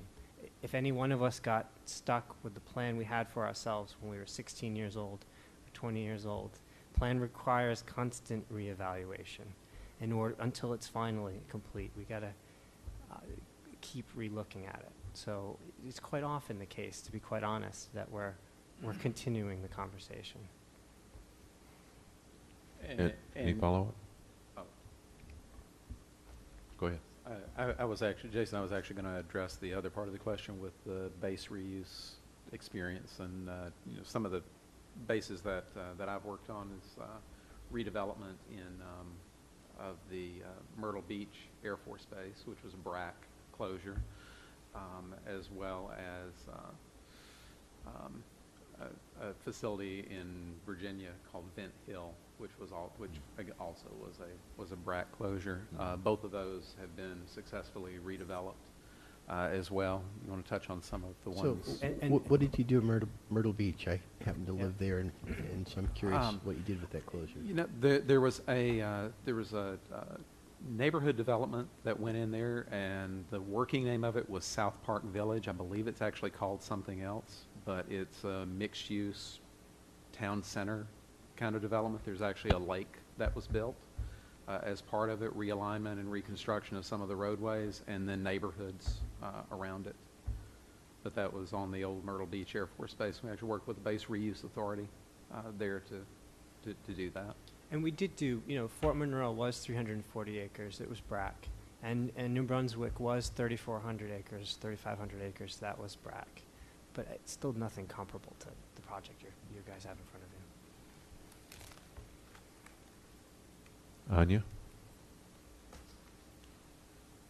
I think you touched on this a little bit before, but can you further describe how the use of technology during the planning process has led to stakeholder buy-in and a more successful end product? Sure. So we're talking about MindMixer does an online sort of chat room. We'd be using that so people can have long conversations. And MetroQuest does scenario modeling. We ask people a bunch of questions. Where do you want to grow? What kind of growth? What kind of transit? How do you want to make investments? And they work their way through the model, and then they reach different conclusions of their own. We ask them to rate their own priorities using the MetroQuest. Those are both fun, It's easy to talk in a chat room. It's fun to play the little scenario modeling game. And so those actually bring people to the discussion that wouldn't have ordinarily, because they feel like they've learned something about the process. And if they're a little nervous about coming to a charrette, they've already put in, a Saturday online, and so that's helpful. Plus, I know you're tweeting, and tweeting is a way of attracting the younger people and the millennials, and we're going to be liked on Facebook and push that. We might use a branding company that helps us get more friends on Facebook, which would be terrific. If we can what we're proposing is to create a website that's a whole experience. Someone could spend time there, and there'll be a variety of different ways for them to interact.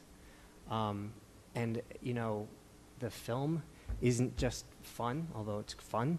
It also is viral, and people will see the film, and they'll get involved in the project because of that. So I think those are some of the things that we talked about. Victoria? Follow-up for that one, too. Two follow-ups, actually. MetroQuest, is it a 3D modeling scenario tool? Is it 3D? It is.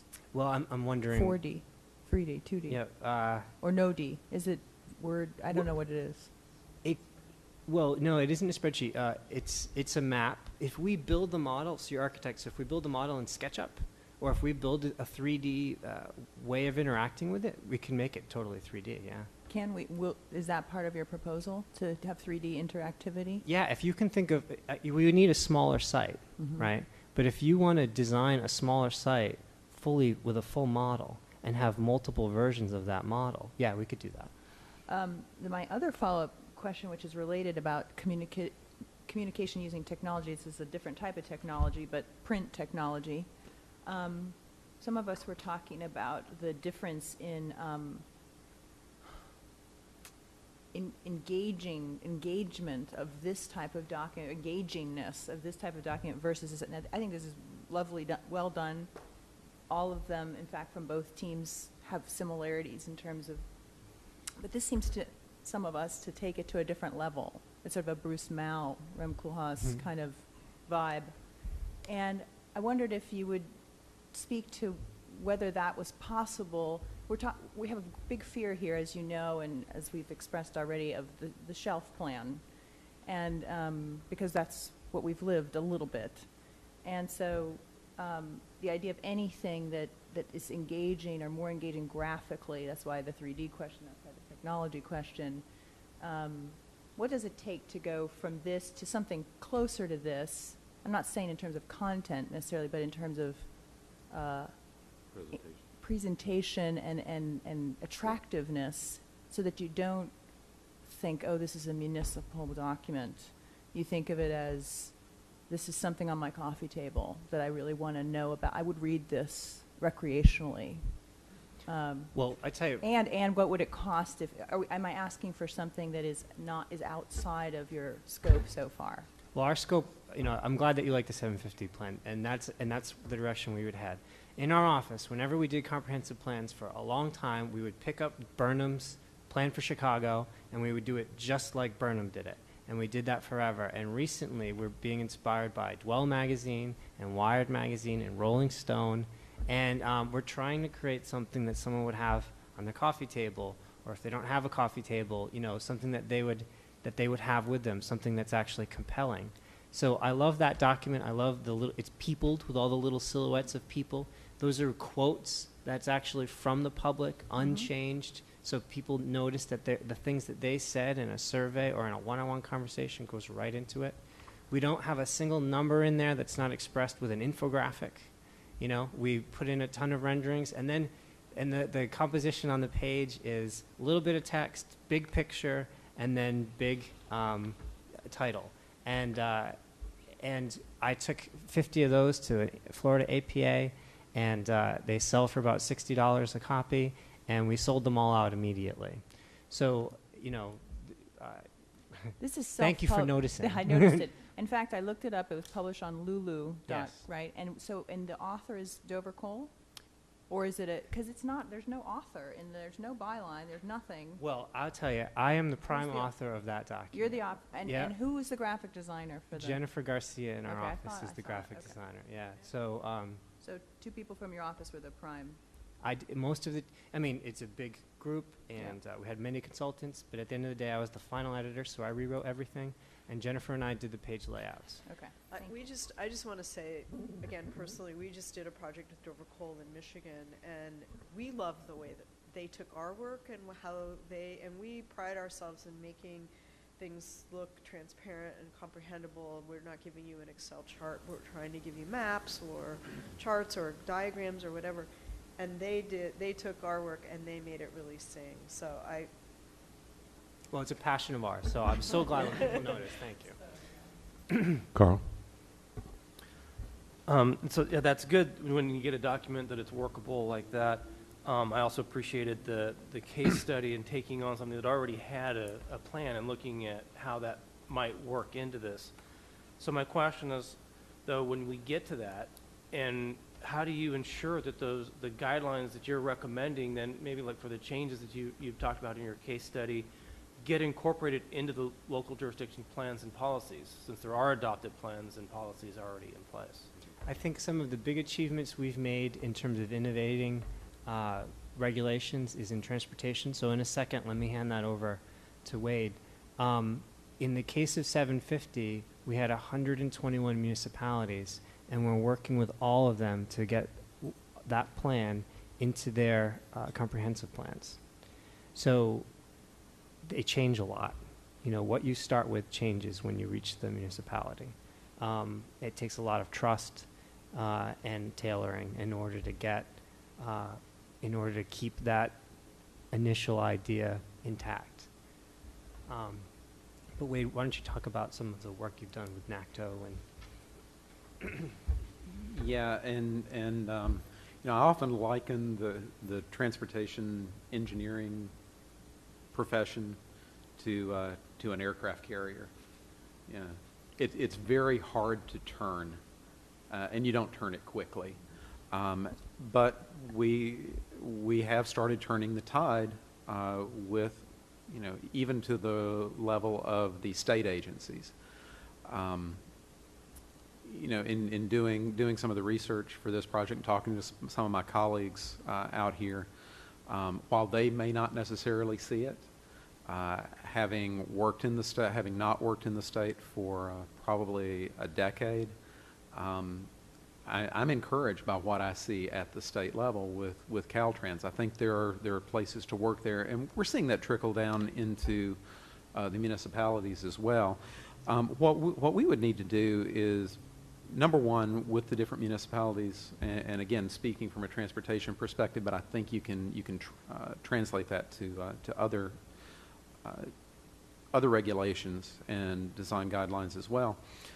This process is very good at identifying where those issues are with regard to integrating recommendations and the design guidelines that are developed as part of this plan into existing plans. So just through our process, we will know where those places where things may not quite match up exist and be able to start to address those early on with the local municipality. Also being able to engage the local municipalities as far as what is the flexibility that you do have. In learning about the AB 1193, that's going to give local municipalities a lot more power with regard to designing active transportation systems. So you're not going to necessarily be beholden to Chapter 1000 of the Caltrans Design Guide as you have been in the past. But with that, our expertise in designing those kinds of facilities and with what Jason was saying, with that one specifically, the knowledge that we have with the NACTO guides, being the primary author of the Urban Bikeway Design Guide and a contributor to the Urban Street Design Guide, understanding the flexibility in the design guidelines, knowing what can be applied, and helping the local municipalities actually identify those areas where things may not match up, and giving you, being able to give you direction on how you actually can start to integrate those in those different pieces. You want to speak a little more to the non-transportation issues with that? Well, and really, in this case, coming to it, we're going to have to seek a lot of your help and your guidance as to how we can get these ideas incorporated. We know that you've already had that conversation for a long time. So it's still kind of an open question in our mind as to how the big ideas, especially from the charrette, are going to translate down. We really rely on the partnership with you to figure that out. But to add to that, Jason, I think one of the advantages that we have is our breadth of national experience. So we can look at best practices from around the country with projects that we've actually worked on that are on the ground, then coupling that with our local partners who are in the state and very familiar with state regulations and the different plans that you have, what your constraints and challenges would be, starting to integrate those two pieces. Victoria? Yes. I almost didn't get to go last time. So my question is, you showed us early on in the presentation Hercules and Contra Costa, places that are built. That's another big concern around here, as you know, 17 years later. Again, the non-shelf plan concern.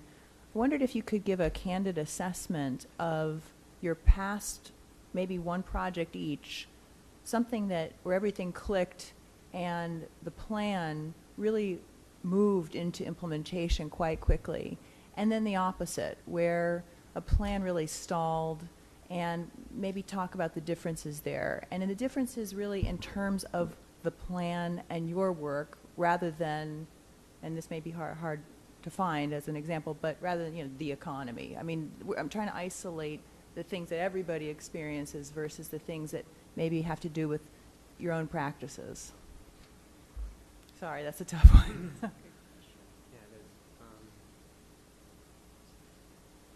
Let's see, one plan that really worked well, we've been doing resilience plans for the Florida Keys. And initially the conversation was hard. We were talking about the sea rising and the earth sinking. And politically, this is a big issue, climate change and sea level rise, especially in Florida. And what we had to do is we really had to divorce the question from the national discussion. And what we had to do is we had to show just a couple small examples of resilience engineering. We rebuilt one street, Alton Road in Miami Beach, higher, acting like a small dam. And it took about 5 years. I've been working on the Florida Keys project for a long time. And that small improvement built a lot of confidence in the larger plan. And that's what I learned from that, was the small thing that can be built, that can be put on the ground in accordance with the plan, that builds confidence in the larger. And I'm always looking to try to find that. Given this enormity of this project, that's something that we would have to look very carefully for. And everyone will talk about it. It will feel like a success. In terms of a planned failure, let's see. I need to think about that. Let's talk about successes first, and we'll do failures.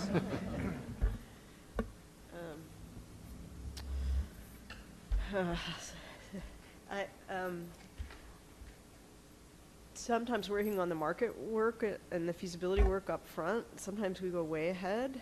And so it's hard to always know the impact of our work, but one of the things I'm really proud of is that we were having a large debate about development in downtown Berkeley, and you know, for a progressive place, it's actually really reactionary, and people really did not want tall buildings in downtown Berkeley. And we were not part of the team that was working on the downtown area plan, but they brought us in specifically to address the issue of density and building height. And we worked very hard to create an analysis and a way of portraying our results that would lead everybody step by step through an understanding of why certain heights were not feasible and why other heights were feasible, and what would work and what wouldn't, again, in a way that was very easy to comprehend. And the conversation was both responsive to people's concerns, but also reflective of a reality that people could understand once we showed it to them. And we're very proud of the fact that that downtown plan was adopted with only 4 sites, but there are 4 sites, or maybe it's 6 sites, for tall buildings, and that they're now entitled. People are moving forward with the entitlement. So we're very proud of that. I think one of the plans that we worked on that we found very frustrating was that people ignored the market and felt that they had a big vision for what should happen. This is in downtown Fresno, and I can whine about it here because I hope there's nobody here from Fresno. But it was very frustrating, where we felt like, particularly in that case, the city had a very specific idea of what they wanted to do. It was a very expensive undertaking. They weren't taking the approach that Jason is talking about, of thinking about what can we do quickly. And then the planner, who's not sitting here at this table, you'll note, also had his sort of grandiose vision of some big thing. And then we said to him, well, who's going to do that? Like, you want this business located in this location, who's going to do that? And he did not want to hear that. It was like, you know, talking to your teenage kid, la, la, la, I can't hear you. And we found that very frustrating and discouraging, and you know, so we said, okay, fine, you write the implementation strategy, and they haven't moved ahead really at all. Whereas we just finished a plan in Santa Monica, which is like Berkeley, very progressive but reactionary at the same time, and we said your 3 implementation moves in the near term have to pivot off of a new transit station, and your objective should be to make the intersections as safe as possible to cross, getting back and forth. Forget the streetscape, forget the whatever, focus on safety and convenience first. And that was a big light bulb for people because they didn't have a way to finance all the grandiose stuff, but they had a way to make the place more functional. And it was really helpful to be able to boil it down to things that are functional first, and then think about the frosting on the cake later when you have a way to pay for it. So I think that also was very successful. Now they've, of course, backed away from that plan because of politics, but it wasn't my implementation strategy that they're back. Yeah, and I can actually talk about 2 of them in the same city. One that's been a very recent success, and one that at the time was thinking it was a failure, but it has recently become successful. And sometimes all you really need is time and a change in thinking in the community. You know, just a little bit of background on Memphis. It's one of the more economically distressed areas in the country, very funding challenged. And always, the people there have always kind of had this complex of, well, we can't do it here. I actually started working with the city 20 years ago, and have seen a lot of change. The really good change has only been in about the past 4 to 5 years. But the project that I mentioned earlier with what's called the Hamp Line, which is a complete street and two-way cycle track that connects Overton Park in Midtown Memphis to the Shelby Farms Green Line. It's a 6.5-mile rail trail that connects out to the 1,100-acre Shelby Farms Park. In 2010, the community along the Broad Avenue Arts District, which was just outside of the Overton Park entrance, they did a tactical urbanism event that to really raise awareness of their corridor and try to generate interest there. They did what we called a guerrilla road diet, where they actually went in and painted the street the way they wanted it to happen. They did pop-up storefronts. They brought in food trucks over the course of a weekend, and they termed the whole event, it was on Broad Avenue, they termed the whole event New Face for an Old Broad. And they marketed it and really raised awareness of what was going to happen. They immediately, and all a grassroots effort, they immediately then were able to obtain funding for a concept study. How do we make this permanent, and how do we make this connection, this 2-mile connection? We came in and facilitated a 3-day design charrette to come up with a concept. We actually took their intent of the guerrilla road diet that they did and took it a step further into what we call a 2-way cycle track, which and initially that was going to be done, again, funding constraints, was going to be done just with paint whenever they got ready to do their next round of resurfacing. In the interim, the city's bike ped coordinator, nominated that project for inclusion as one of the 6 pilot green lane cities with Bikes Belong. And the very committee that had just 3 years earlier voted Memphis the worst city for cycling in the country, awarded them, along with Austin, Portland, Washington, D.C., and some of the other power names. They got one of the 6 pilot green lane cities, which then allowed for them to go, their leadership to go over and visit Amsterdam and see how things were done over there. They came back from Amsterdam and said, why are we messing around with striping? Let's build this whole thing. How can we make this happen? The funding has, again, they still had funding challenges, but they were able to mix and match air quality funds to do segments of it with the full-blown cycle track. They will still have some segments that will initially be done with paint separation. The mix of funding, they tapped Federal Express, has built one portion of the project already. The design fees, City of Memphis has paid no money for the design fees. Half the design fees for the Hamp Line were raised through crowdsource funding. So it's just a really good story, and like I said, we'll be actually bidding that project this fall.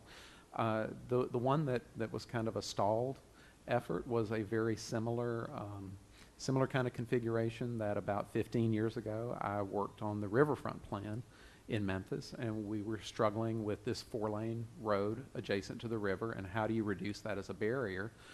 We proposed a road diet, reducing the number of lanes on the road as part of that. The only piece of that concept that got implemented was a planted median. So they narrowed the lanes and planted a median, and then when they did that with curbs, it basically precluded them from